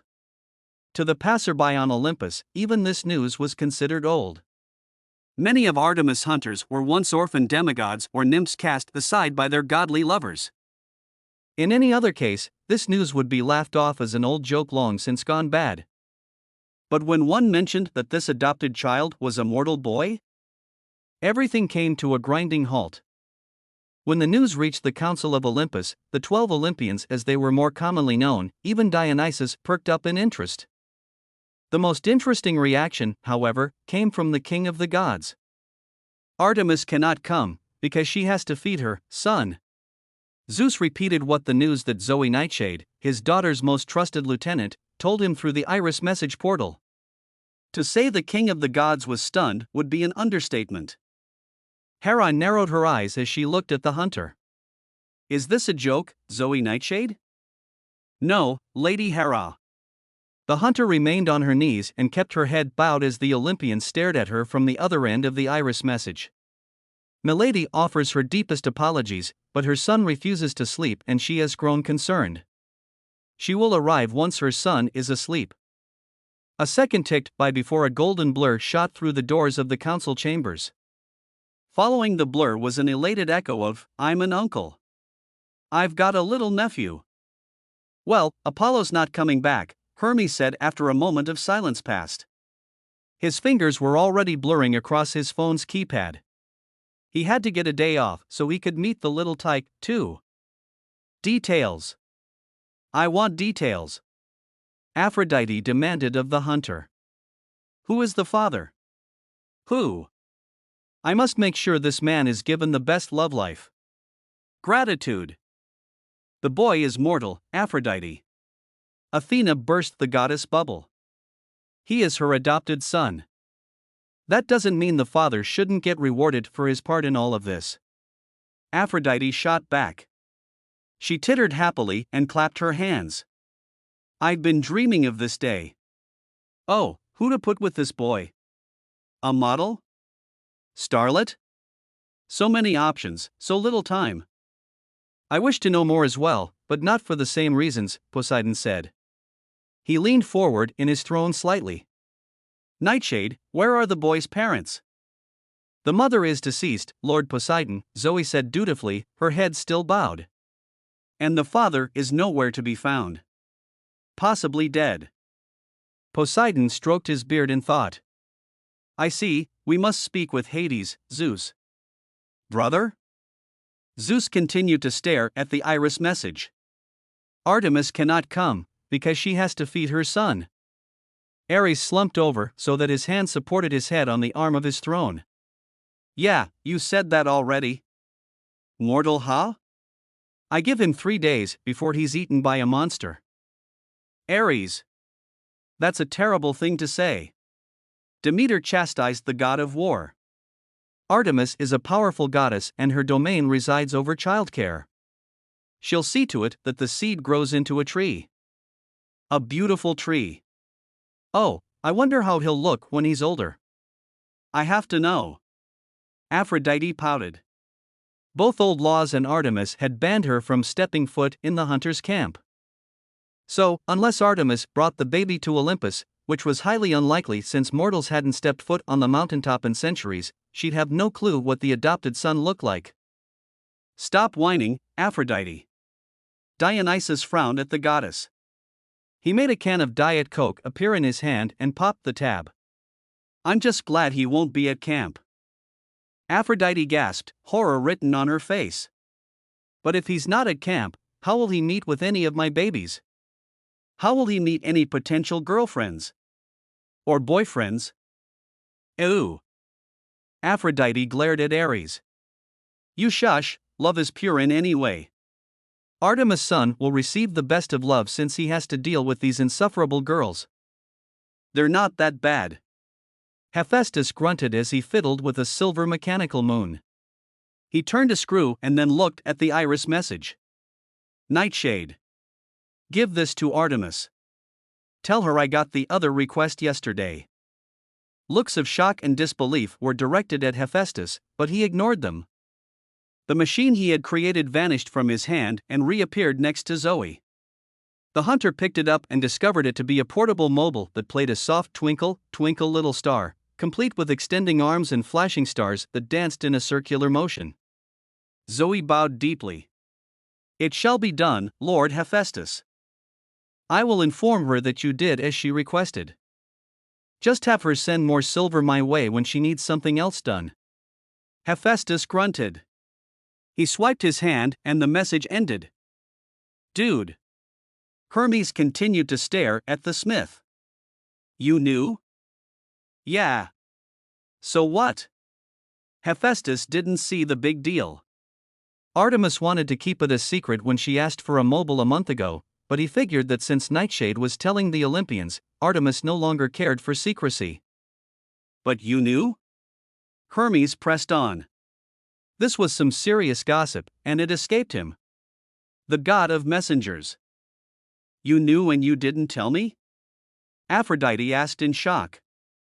Hephaestus gave her a dry look. You're really that surprised? It's the principle of the thing. Hephaestus rolled his eyes. Whatever.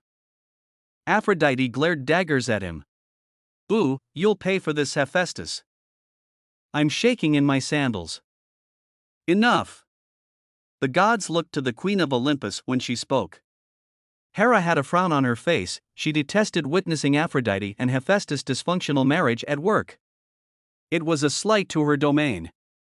Hera turned and glared at her own husband, who continued to mumble the same line. Zeus.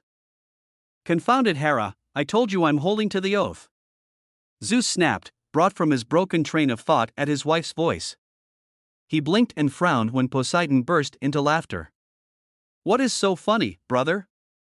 You, brother. You seem to be having trouble coming to terms with Artemis' announcement. Poseidon's mirth shone in his eyes. Along with the proclamation after Hera got your attention. Zeus glared at his brother and then at his snickering sons. He sat back in his throne and clenched his jaw. Well, I'm surprised you're not reacting the same way. Artemis is breaking the old law. Actually, Zeus, she is not, Athena said.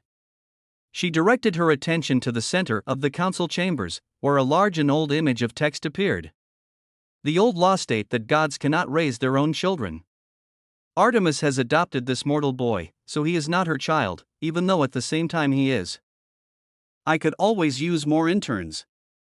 No, Hermes. Zeus glared at the messenger god, who snapped his fingers in disappointment. Zeus turned his stormy gaze back to the text and banished it with a wave of his hand. He gained a thoughtful look. Artemis will have to explain her reasoning when she returns.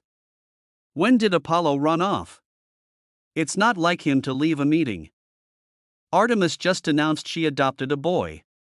Poseidon reminded the king. Zeus nodded. Ah. That makes sense. Oh, come on, lil sis. Please, let me hold him? A handsome youth softly pleaded to Artemis. Apollo had arrived moments after Zoe dropped off the mobile Hephaestus maid, and her twin's arrival stirred Naruto from his near sleep. Apollo's arrival was flashy and bright, two things that were not wanted or needed when one was trying to put a baby down to sleep. How many times must I remind you that I'm the older twin? And he was almost asleep after hours of crying. Artemis snapped back in a hushed tone.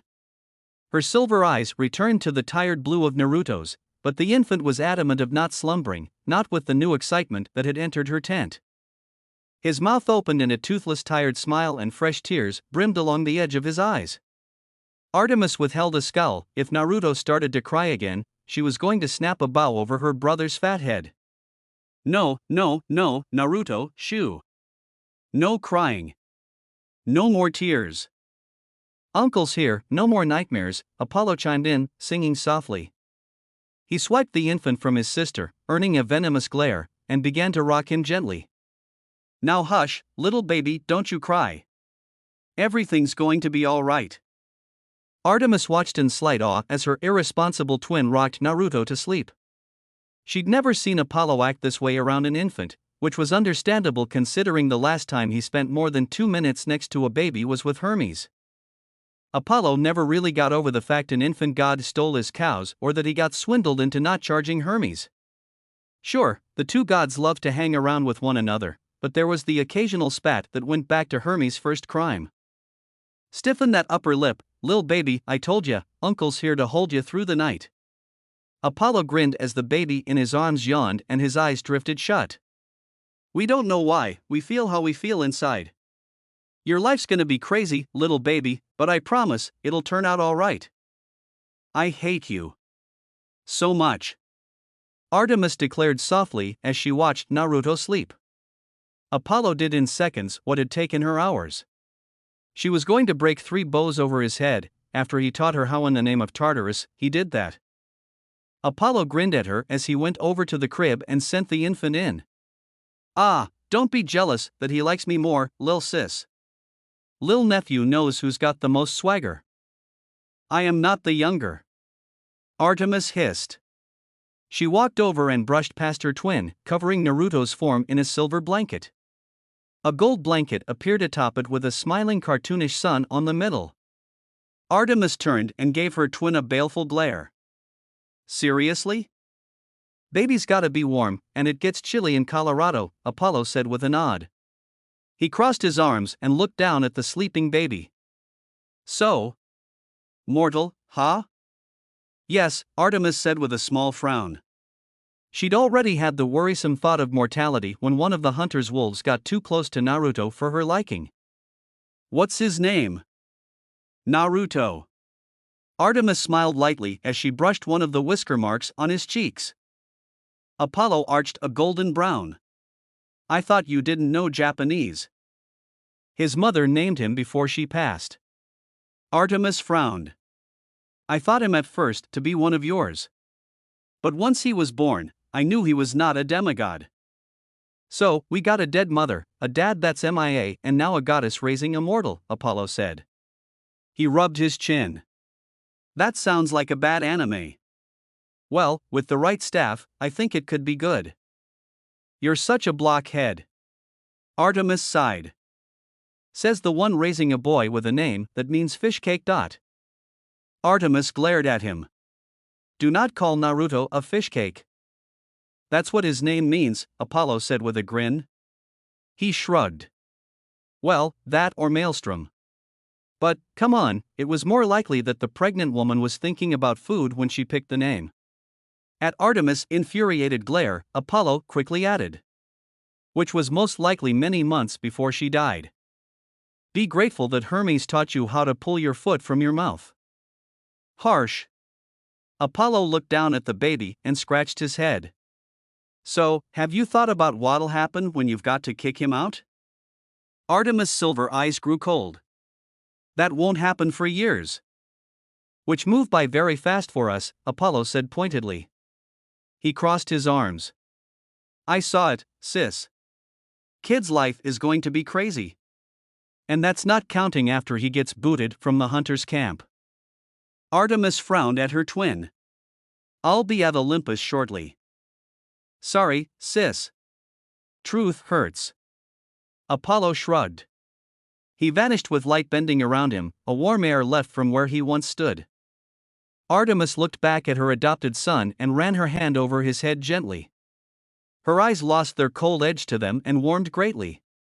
She knew that a time would come when she had to dismiss Naruto, and she would deal with it then. For now, she would enjoy the peace with him, the moments they would make. After she explained the situation to Zeus and forbade Aphrodite from bothering him. Time was a fickle thing for immortals. They were everlasting once they reached a certain point in their growth, so they cared not for the measurement of time. A second to humanity was hardly a heartbeat to a god. A day, barely even a blink. Years passed like hours when one was immortal. When one had the ability to retain every second of every minute of every hour in every day of every week of a year, time became cheap, but what was priceless was the moments made. The history that the Olympians witnessed unveil before them was what helped them realize when times changed. For humanity, time was precious. More valuable. Time flew by before one knew what happened. Time was fleeting, ever-changing. A day could feel like an hour, or an hour could feel like a day. Seconds could feel like an eternity, while a year could sneak past without one being the wiser. Blue eyes cracked open as a cloud passed overhead. The star-covered night sky twinkled above the owner of the eyes. The sounds of cars honking in the distance filled the air, the sounds of Richmond coming back to focus. A teenage boy, no older than 14, stretched his arms up in front of him. He wore dark pants, boots, silver leather gloves one might see on an archer, and a white long-sleeved shirt with a crescent moon over his chest.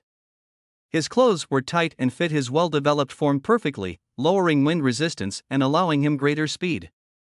The teen rolled his legs back over his head and kipped up to his feet.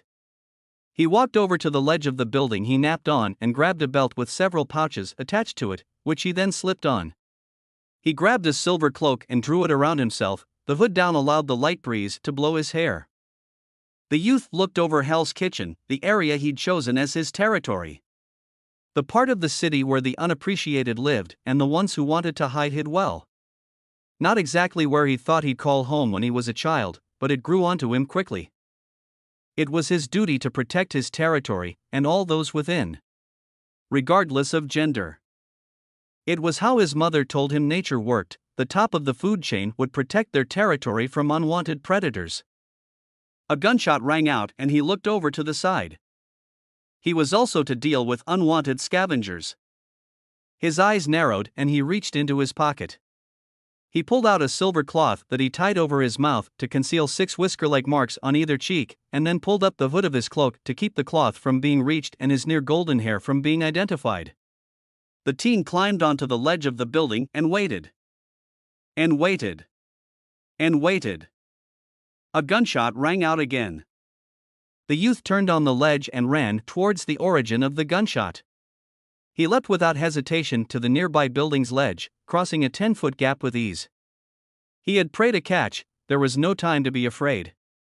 The teen ran for a few blocks across the rooftops before he spotted 2 masked men on the street below. They rounded the corner of a building, and he quickly raced ahead of them.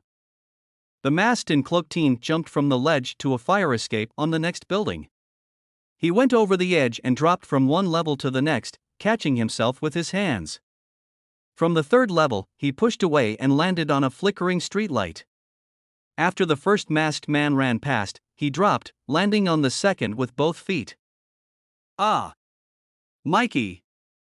The assaulted man cried out. The teen quickly disarmed him and then reached into his pouch. A silver arrowhead was pulled out and tossed into the light overhead, encasing them in darkness. The man screamed in horror and the teen pounced on his prey. Almost half a block ahead, the other masked man stopped and turned back. "Gee, Greg? You okay, man?" The masked man's question was answered by the sound of punches and anguished cries for help. The gunman took several steps back, but stopped when something silver flew from the shadow and into the next streetlight, shattering it and encasing the small illuminated area in darkness. Then another took out one that was closer to the would-be thief, which made it seem like the shadows had begun to chase him. It was at that point that the masked man decided to try and run again. The teen grinned behind his mask. He loved the thrill of the hunt. As the teen chased the masked thief, he tossed more silver arrowheads at any source of light, extinguishing them instantly. He may not have his mother or uncle's skill with a bow, but his accuracy was on par with his adopted sisters and cousins. His uncle taught him that humanity loved to live in the light, and those monsters thrived in darkness. His mother corrected the lesson, saying that it was predators that thrived in the darkness. They embraced the shadows of Hades, allowed his presence to conceal their own. Sure, his mother's lessons focused on hunting in wilderness, but he figured that it would hold true in what was called a concrete jungle. So far, he hadn't been wrong. Tired of the chase, he pulled out a curved crescent-shaped shuriken and tossed it at the masked man. He had based it off of a gag gift from his uncle on his 7th birthday. Actually, most of his current attire was inspired by his uncle. Particularly after the god of the sun gave him a copy of Moon Knight. The Egyptian thing was weird, though. His mother never mentioned anything about the Egyptian gods. A puzzle for another day. Focus on the task at hand. Right. Ack. The crescent shuriken caught the man in the back of the knee, and he fell hard into the cement. The teen threw 2 more arrows at nearby streetlights, which encased the area in shadows. He walked up to the masked man and plugged the barrel of his gun with an industrial nail when the man aimed it at him. The masked man pulled the trigger and cried out as he nearly blew his hand off. The teen kicked the gun aside and pushed the man onto his back with his foot.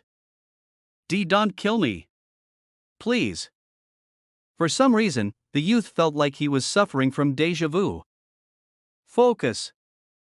Blue eyes narrowed and the teen grabbed the man's shirt. He tore the mask away, revealing a rugged man with a chipped tooth from his earlier fall. I'm not going to kill you. He narrowed his gaze. I'm warning you and other scumbags like you, Hell's Kitchen is mine. Stay out. Why yeah. I'll spread the word. Oh God, please don't hurt me. Spread the word. A fist collided with the man's temple and he was knocked out cold. The teen let him fall back to the ground and he looked to the bag discarded to the side. He grabbed the bag and opened it. A bag of money was within. The teen doubled back and grabbed the other bag. Before he could leave, the other masked man grabbed his leg. Wait. I need that money. The teen turned and looked at the bruised thief, his eyes hard. Get a job.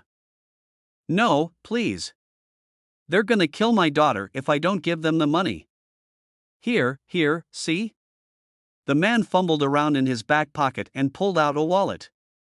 He pulled out a picture and held it up. Here. This is Sarah. She's only 7, please. I can't go to the cops. They're crooked. Please, I don't care if I go to jail, you gotta do something, man. Sarah doesn't deserve to die for my mistakes. He took the picture and, after a moment of silence, knocked the man out with a kick to the head. Blue Eyes looked back at the small picture of a happy brunette in his hand. He grabbed the other duffel bag and slid the picture in his pocket. I agree. Sarah doesn't deserve to die for your mistakes. The teen walked into the shadows of the nearest alleyway and left, leaving the 2 unmasked men unconscious. Blue Eyes stared at the image of the girl, Sarah, which was appropriated from the would-be criminal. It was pinned to a wall, along with many other newspaper clippings that covered stories of disappearing children. It was the 7th abducted child, but unlike the previous 6, the parent hadn't gone to authorities. Smart. Some of the cops in this city were crooked. Some. Not all. You had to know who could be trusted. That was why most of the girls were still missing, or most likely dead. Parents didn't know who could be trusted. The young vigilante did. He reached over and grabbed the landline phone of his apartment, a gift from his uncle on his 13th birthday. He pressed the appropriate numbers and then hit the star key. The phone rang eloquently before it was answered. Hello? Uncle Fred. Naruto. Excuse me, babe, my lil nephew's on the line. Huh? Yeah, a sister. I'll explain it later, Naruto. Lil nephew. How's Richmond treating you? Wanna move west? I still need a wingman. Naruto cracked a small smile at his uncle's enthusiasm. Sorry, Uncle Fred, but I like Richmond. School's nice and the nightlife is wild. Not too wild, though, right? Your mother will kill me if you got hurt. I said I'd cover your expenses and keep an eye on you, you know. I'm fine, Uncle. I need some help on one of my after-school projects. Lay it on me, kiddo. A lot of kids are getting kidnapped. This sounds like something the police should worry about, not me. Naruto frowned. What if it was one of my cousins? Damn it, I hate that you can guilt me like that. The speaker on the other end groaned. All right, kiddo. You've got my attention. 7 children, mortals, between the ages of 5 and 10. 6 are still missing, but all have asked for ransoms. Naruto explained. He went over to the wall and ran his finger over a part of an article. The drop is 500,000 and the location is at a park bench. Surveillance always seems to go wonky after the drop is made, and the police on stakeout always seem to forget what the pickup looked like. Crooked. This is getting interesting. Like issue 50 of Dash. Uncle. Naruto cut his uncle off before he went on one of his tangents. You can tell me what comic it's like after I find the kids. Or what remains. Naruto glowered. Yeah. Sorry, Naruto. Truth hurts. I know, Uncle Fred. Naruto rubbed his head and groaned. What's your advice? Leave it to the police? Aside from that? You just love to get me on your mother's bad side, don't you? Ugh, man, if she finds out this was my idea, I'm dead. Dead. And I really don't want that to happen yet. Uncle. There was a heavy sigh on the other end, and Naruto grinned. You're so lucky you're my only lil nephew. Okay, advice, I'd check the docks. No, the docks are owned by Kingpin. He's into drugs, weapons and human trafficking, not kidnapping and ransom. They'd have to pay a heavy fee to operate there, Naruto said. He grimaced as he recalled his last encounter with Richmond's Lord of Crime. The fat bastard even looked like Wilson Fisk. Point taken. Wait, did you call him Kingpin? Ha! I knew it. Marvel fan all the way. Next movie, you and me are hitting premiere night here in LA, no excuses. Yeah, fine, sure. Uncle Fred, focus, Naruto said with a soft groan. His uncle was so excitable sometimes. Sure, it made him awesome to hang out with, but over the phone it was exhausting. Right, sorry Naruto. Any suspicious abandoned warehouses? Naruto frowned and walked over his bed to a detailed map of Richmond, including various locations photographed and pinned around the map. There's an abandoned ironworks near the old Green Manor. Hey, there's someplace that kids could go missing. Maybe I should check that place out. No. The other end went quiet for a moment after Fred shouted. No. Naruto, listen to me. Under no circumstances are you to go anywhere near Green Manor. Naruto was taken aback at the grave tone his uncle had used. He'd never been this serious about something before. It was suspicious. Naruto's eyes narrowed. All right, I won't go to Green Manor. I swear on my mother's oath. That seemed to have satisfied his uncle, as he let out a relaxed sigh. Good. Okay, well, aside from that place and the ironworks. Anywhere else? Some old buildings in Hell's Kitchen, maybe? Yeah, I should search Hell's Kitchen first. Naruto nodded, his eyes glued to the picture of the abandoned manor. Good idea. Thanks for the help, Uncle Fred. Anytime, lil nephew. Hey, but I'm serious about that next movie premiere. I can even set you up with some starlet if you want. What? Yes, I do know movie stars. How? I'm a producer, baby. Yeah, paying for my nephew's school, too. My lil sis is busy working all the time, so I'm covering some big financial issues for her. Wanna see some pictures? Naruto shook his head. He wasn't going to listen to his uncle butter up some girl. That was gross. Goodbye, Uncle Fred. Huh? Oh, right. Bye, Naruto. Have a nice one. You too, Uncle Fred. Naruto waited for the call to end on his uncle's side before he hung up. He looked back at the picture of the abandoned ironworks and then down at the old green manor. His brows narrowed and his eyes frosted over.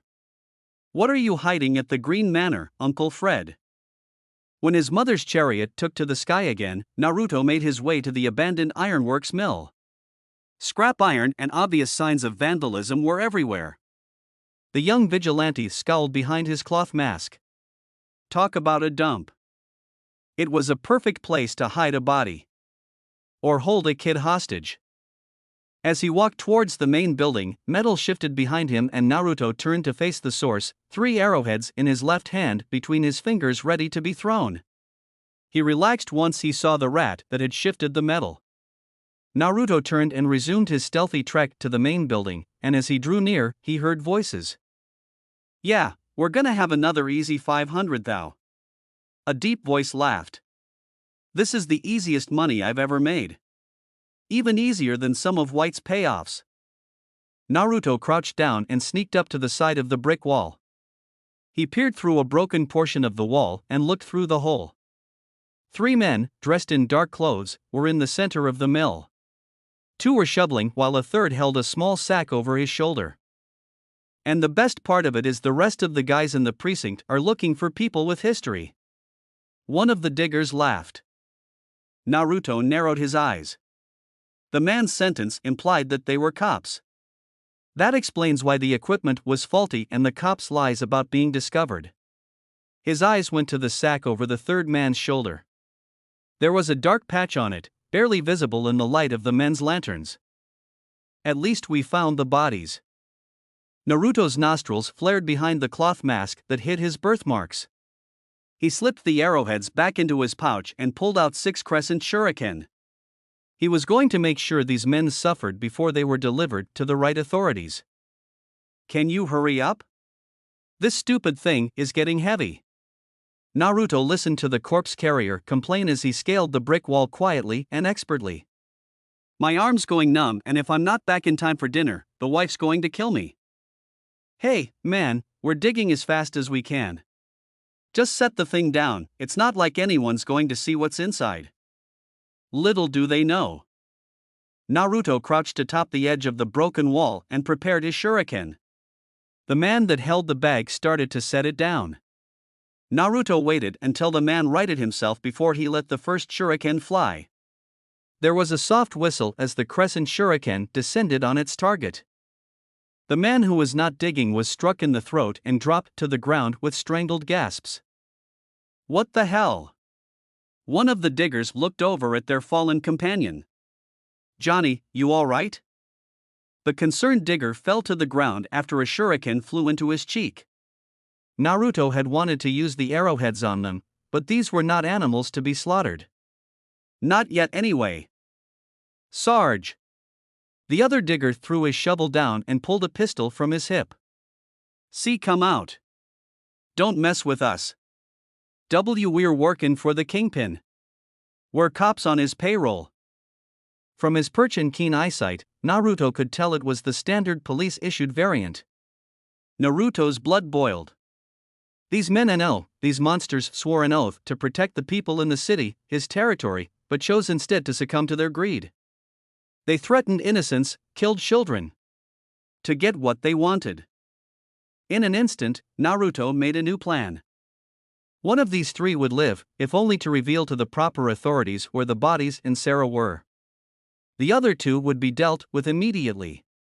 This city was Naruto's territory, he was responsible for everyone within it, and he would protect it to his dying breath from scum like these three. Naruto hissed lowly and let his voice echo through the building. Monsters! The one he got in the throat joined the other, both had their pistols out and were back to back. Naruto leapt to the overhanging rafters and his movement made a brick fall.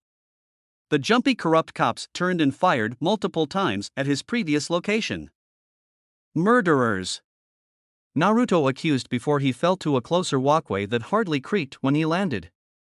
Come out here and show yourself. The uninjured cop cried out. We're cops. F for Kingpin. He hired us dash.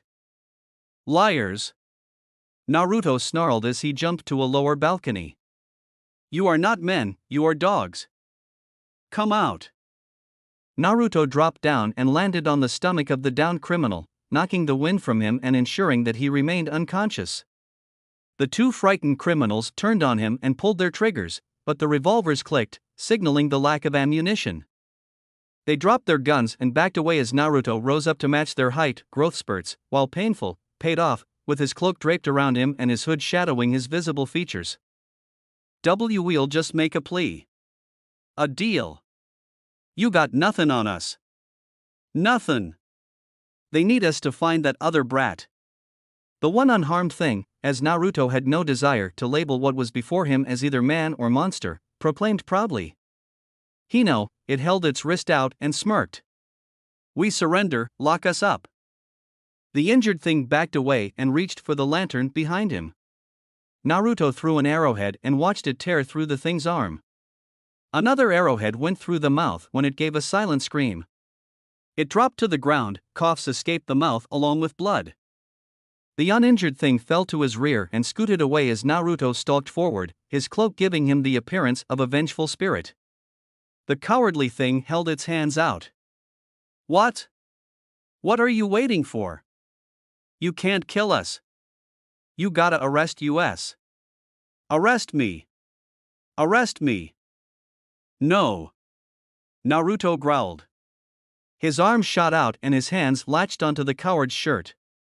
He pulled the thing close so that he could stare it in the eyes while it stared into the shadow that covered his face. Men get arrested. Dogs get put down. Naruto turned and threw the thing at a pile of iron scraps. He watched the thing as it was impaled and injured fall to the ground. It tried to crawl away. Naruto stayed on it as it mumbled and whimpered in pain. He stepped down on a shard embedded in the back of its leg and ignored the scream that came from it. Where's the girl? He demanded. Hey, arrest me. Naruto snarled and grabbed the thing by the back of its head. He dragged it to the hole that had been dug and tossed it in. What are you doing?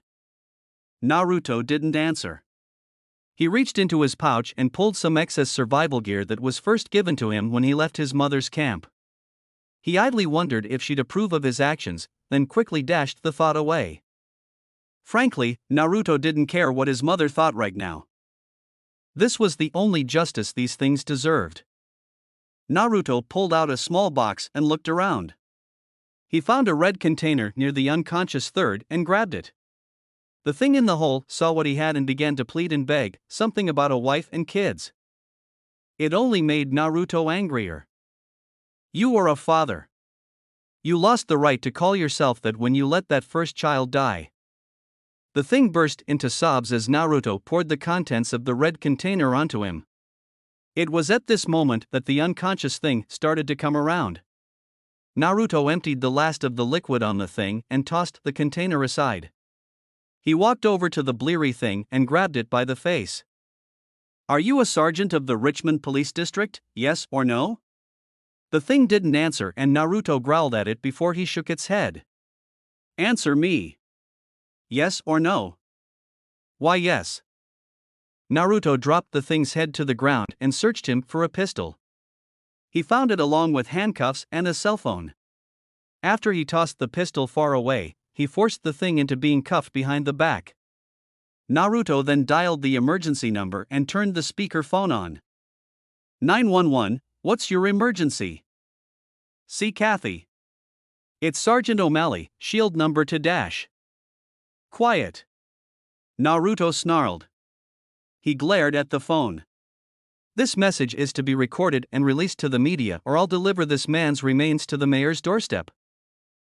Help! Shut up! Naruto barked at the man in the hole. He grabbed Sergeant O'Malley by the head and lifted him up. You are going to tell that woman where Sarah is, or I'm going to throw you in the fire next. What fire? Fire? Hello? Sergeant O'Malley? Tell her what you did. Naruto snarled. He opened the small box in his other hand and pulled out a match. He dragged it across Sergeant O'Malley's head, igniting it, and held it in front of the thing's eye. Watch. Carefully. The corrupt sergeant watched in anger that quickly turned to horror as the match was tossed at the doused thing in the hole. The thing lit up in flames and started to scream. Naruto looked back at the sergeant, who began to tremble. I did it. Speak up. Naruto snarled as he adjusted his hold on the sergeant. I did it. I kidnapped the kids. I rigged the drops. I killed the brats once I got the money. What? Where's Sarah? Naruto demanded. The sergeant glared at him with hate in its eyes. I hid her in the back of my squad car. Naruto blared right back and tightened his grip on its face. He dragged it over to the burning thing and held the back of its head against the fire. Where exactly? 30th Precinct parking lot. Back of the lot. Car number 2270. It burns. Naruto pulled its head away from the fire and tossed it to the ground. He kept a foot on its chest to keep it from rolling away. He grabbed the phone and picked it up. He ended speakerphone. Did you get all of that? Yes. Sir, what is your location? Where are you? What is your name? An explosion earned Naruto's attention and he looked out the far window to see a large blaze of fire. He squinted his eyes and made out a few familiar details among the flames. The main building of the old ironworks across from the Green Manor. I'd bring a few fire trucks if I were you. Naruto left the corrupt sergeant handcuffed and once again unconscious next to the burnt corpses of his companions. He slipped out through a hole into the next room and left the main building when he heard sirens. He ducked into an alleyway along the building to the far side of the iron works and almost ran into someone as he did. Whoa! His would-be collision stopped and backed up. A sword was drawn and pointed at him. The boy was lanky, a bit on the skinny side, and a few inches shorter than himself. Like him, he had blonde hair and blue eyes, but there was a glint of some unrecognizable emotion in the boy's eyes. Naruto narrowed his eyes as he looked at the weapons pointed his way. The boy's sword was impressive, as was the bronze spear pointed at him. It belonged to a girl a year or two younger than him. She was actually kind of cute, in a punk-like way. She was sort of an extreme contrast of his half-sisters. However, what really drew his attention was her shield strapped on her arm. He pointed at it. You have an ugly shield. Probably not the reaction they expected. The girl leaned over to the tall boy. Isn't he, I dunno, supposed to run screaming at the sight of my shield? Maybe it only works on monsters, the boy whispered back. Monsters? Naruto looked down at the girl's legs, where a young blonde girl, no older than 6 or 7, hid behind her. Her eyes were a mesmerizing gray that he'd never seen before. There was a weapon in her hands that shook slightly in fear, probably a dagger. Overall, she was a cute kid. No, Annie, there's no monsters, I think. The boy gave Naruto a wary glance. Naruto held his hands up cautiously. I'm not a monster. Slowly his hands reached up to his hood and pulled it back, revealing his hair and eyes. See? See what? You're still hiding your face.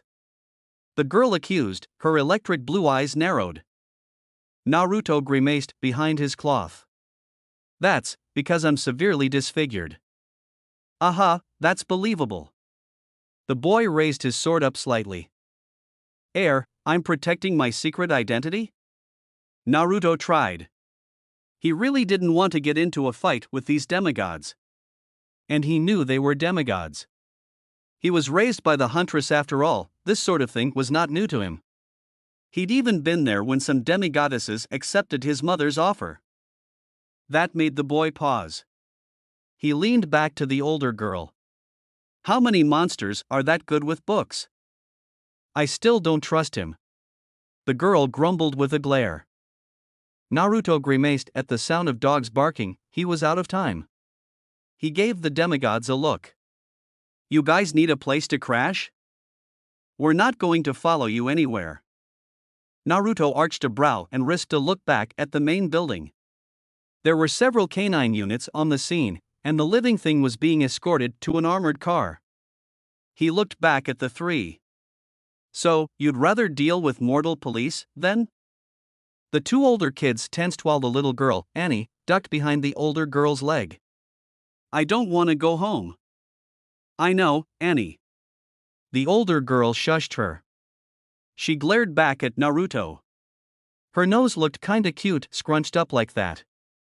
Listen, pal, the second you try something. Got me. Yeah, I get it. Would not be the first time a girl threatened him with bodily harm. Some hunters were told to keep away from him after one threat got too detailed. Naruto shook the memory off and pulled his hood up. Come on, there's a sewer we can go through. It'll help conceal your sense. Or what? Annie asked. I'll explain later. The older boy lowered his sword slightly, his wary gaze locked on Naruto. Naruto shook his head and began to walk away. Just follow me. Naruto led the three demigods back to the heart of Hell's Kitchen and snuck them into his apartment. There, he got out a lot of portions of food and offered the bathroom to whoever needed it. Annie disappeared in there first, with the older girl acting as guard to the bathroom. Poor little kid slipped and nearly fell into the sewer water if the other boy hadn't caught her. While the boy checked the food for possible poisons, if the way he was sniffing meant anything, Naruto went into his room to quickly change into running shorts and a loose orange shirt. When he emerged, the blonde and the girl stared at him and he sighed. They're birthmarks. I don't know why I have them. Please don't ask. So, Whiskers. The girl smirked when Naruto groaned at the nickname. Why are you helping us? Naruto grabbed an apple from the pile the boy was making and plopped down on his couch. Because you're demigods. You guys always need help. I don't always need help. The girl shot back heatedly. Talia, chill, the boy hissed lowly. Naruto arched a brow. Wasn't that the name of a daughter of Zeus? The girl, Talia, glared at the older boy. Way to go, Luke. Now he knows our names. You didn't have to tell him mine. Luke protested with a frown. Talia ignored him and glared back at Naruto. Yeah. I'm Talia. Daughter of Zeus. Oh. That's bad. That's really bad. Naruto thankfully didn't let his concern show. Thank you Uncle Fred for teaching poker, and calmly bit into his apple. Really? So, you can fly and stuff, right? Talia's cheeks reddened and she looked away slightly. Sure, yeah, whatever. She's better with lightning bolts and static electricity, Luke said. If Naruto hadn't caught Talia's reaction, he wouldn't have known Luke was covering for her. The young vigilante took another bite of his apple. That's cool. What about you? Luke gained a light grimace. Hermes. Well, it seemed both of them had daddy issues.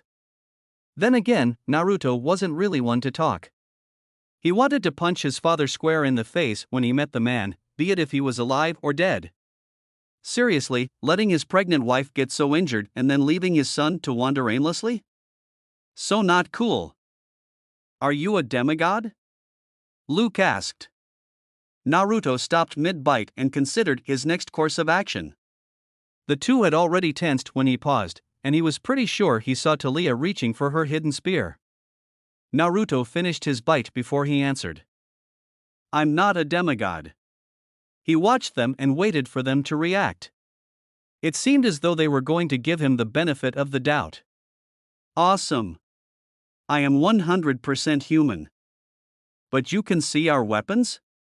Talia narrowed her eyes. Yes. How? Naruto took another bite of his apple. I'm clear-sighted. Clear-sighted? The two frowned in confusion. Naruto nodded. Clear-sighted. The mist, the thing that makes mortals not see monsters or weapons, does not affect me. I was born with the ability, and was taught how to ignore or avoid monsters that I had no reason to fight. And if you couldn't ignore or avoid them? Talia pried. Naruto finished his apple and tossed it in an arc so it landed perfectly in the trash can across the room. He grinned. I've got ways of self-preservation. Okay, not gonna lie, that was a nice shot. Luke praised. Thanks. My uncle taught me how to do that. The door to the bathroom opened and the little girl named Annie came out with a smile on her face, despite her hair being slightly wet. I'm all done, can I eat now? Despite himself, Naruto smiled at her cuteness.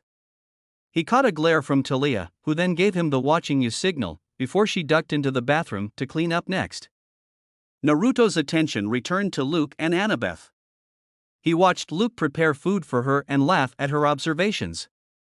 Naruto learned she was a daughter of Athena, and then found himself assaulted by hundreds of facts about various locations in Virginia. When Talia finished in the restroom, Luke went next. Talia was far more pleasant to Annie, or Annabeth as the girl insisted her name was. It was understandable, the horrors of real life were to be hidden from children, as much as they could be. That's what Zoe said anyway. A few hours passed before the group went to sleep. Talia insisted the other two sleep while she took the first watch. Talia's eyes were on Naruto like a hawk as he cleaned the small mess the demigods made. I don't mind it, you know. Talia jumped slightly when Naruto spoke. Talia's eyes narrowed. Mind what? Your distrust. I've seen it before, Naruto said with a smile. He put the dishes on the rack and dried his hands with a towel. You three aren't the first demigods I've met. I figured that. Talia scoffed. She looked around the apartment. There was a significant absence of family pictures. So, you live with your uncle? Nope. Talia blinked. Mom? Dad? Naruto plopped down on the couch and stretched, his back popped. Nope. Left Mom when I was 12. You ran away? I left. Naruto corrected sternly. His jaw flexed slightly as he laid his head back and let his eyes fall shut. Had to. Talia narrowed her eyes. Why? Naruto let a faint smile cross his face, his eyes still closed. My sisters were starting to drive me nuts. You have sisters? Naruto cracked an eye open at the soft tone in Talia's voice. There was a lot of hurt she was trying to hide. Yeah. Older sisters. Naruto let another grin cross his face as he looked at her. They're awesome. A bit hard-headed sometimes, but they've got good hearts. Did you hate them? Naruto let his head roll back and stared at the ceiling. No. I love them. And I'm a bit jealous of them. Why? Naruto closed his eyes again and swallowed the lump that formed in his throat. They got to stay with my mom. He had a lot of hurt to hide, too. You should wake Luke up and get some sleep if you want Annabeth to get a full night's rest. After a few moments of silence passed by, Talia quietly decided to follow his advice. The next evening, since the demigods needed all the sleep they could get, Naruto changed back into his usual night gear, his hood and mask in place. If the two older demigods asked why he had decided to wear it, he would tell them that it would be to keep the young impressionable Annabeth's mind clear of worry, seeing as she thought that knowing a real superhero was cool, and she found his collection of Moon Knight comics. If his Uncle Fred decided to ask, it would be because the clothes attracted girls, because he was mysterious. If his mother were to ask, it would be to better hide when he needed to. In reality, it was because Naruto felt more comfortable leaving town with his most prized possessions on hand. So, is there any reason you decided to come with us? Talia asked the cloaked boy that walked ahead of them. He volunteered to lead them out personally instead of just give directions. It was suspicious. I needed to stretch my legs. Hang on. Naruto stopped by a newspaper dispenser and purchased a paper from the day before. The demigods hurried after him as he kept walking. He looked at the front page and smirked behind his mask. What are you reading? Luke asked. Naruto crumpled the paper up and tossed it into the next trash bin, his eyes twinkled happily. Just some good news. Luke lingered and reached into the trash bin while Naruto, Talia, and Annabeth walked on. He pulled the paper out and read the title story with furrowed brows. The front page had 3 pictures. One was of a tearful girl around Annabeth's age with brown hair being pulled from the trunk of a police car by an EMT. The other was of 2 body bags. The last was a mug shot of a beaten man scowling at the camera. Kills corrupt cops, stops kidnapping/child murder plot, vigilante at large? Luke frowned and read through the article. Last night, emergency response was called at 2:21 by unknown male. Response dispatch on duty overheard torture, murder and admittance of guilt by former police sergeant Jacob O'Malley, 34. This led to the rescue of Sarah Fisher, 8, who was kidnapped 3 days ago. Gregory Fisher, 28, who was found beaten earlier that night, admitted to attempted robbery under blackmail. Full story page A10. What is dash? Come on, Luke. The demigod looked up at Annabeth's cry. The girl had her hand wrapped tightly around Talia's, who looked to be in a quiet conversation with Naruto. Luke flipped through the paper, found the page with the story, and ripped it out. He folded it up and then raced after his group. Naruto heard Luke stop before everyone else, but said nothing. If he did, it would only be more suspicious. Warning brought curiosity, curiosity made distrust, and distrust led to fear. He didn't want Luke to be afraid of him. Not unless it was necessary. Naruto led the 3 demigods to the edge of the city through back alleys and side streets. They'd managed to avoid the sewers this time. At the edge of the city, Luke gave Naruto a questioning glance as well as a firm handshake. Talia nodded to him, which he returned, and Annabeth gave him a quick hug, thanking him for his help. Naruto gave her a pat on the head and a copy of one of his Moon Knight comics. Once Naruto was sure they'd made it at least 2 miles out from the city, he raced into the woods after them. The heat was too hot in the kitchen, so he did as often warned and left. Naruto found a family that needed more protection than anyone else in his territory, and he was sure that criminals would think twice after the trials took place. There was something he felt he was forgetting, though. Oh well, it probably wasn't that important. The phone rang. And rang. And rang. Then it clicked. Naruto's voice came from the voicemail. I'm not home. Leave a message. There was a nervous laugh. All right, lil nephew, you've had your fun. Answer the phone. Naruto? Kiddo? Seriously, Uncle Fred is telling you to pick the phone up. Pick up the phone, Naruto. Oh, man, Artemis is going to kill me. That's it for this reading. Hit like and subscribe for a free ticket pass going to the different worlds of anime fanfiction. Looking forward to having you on board again.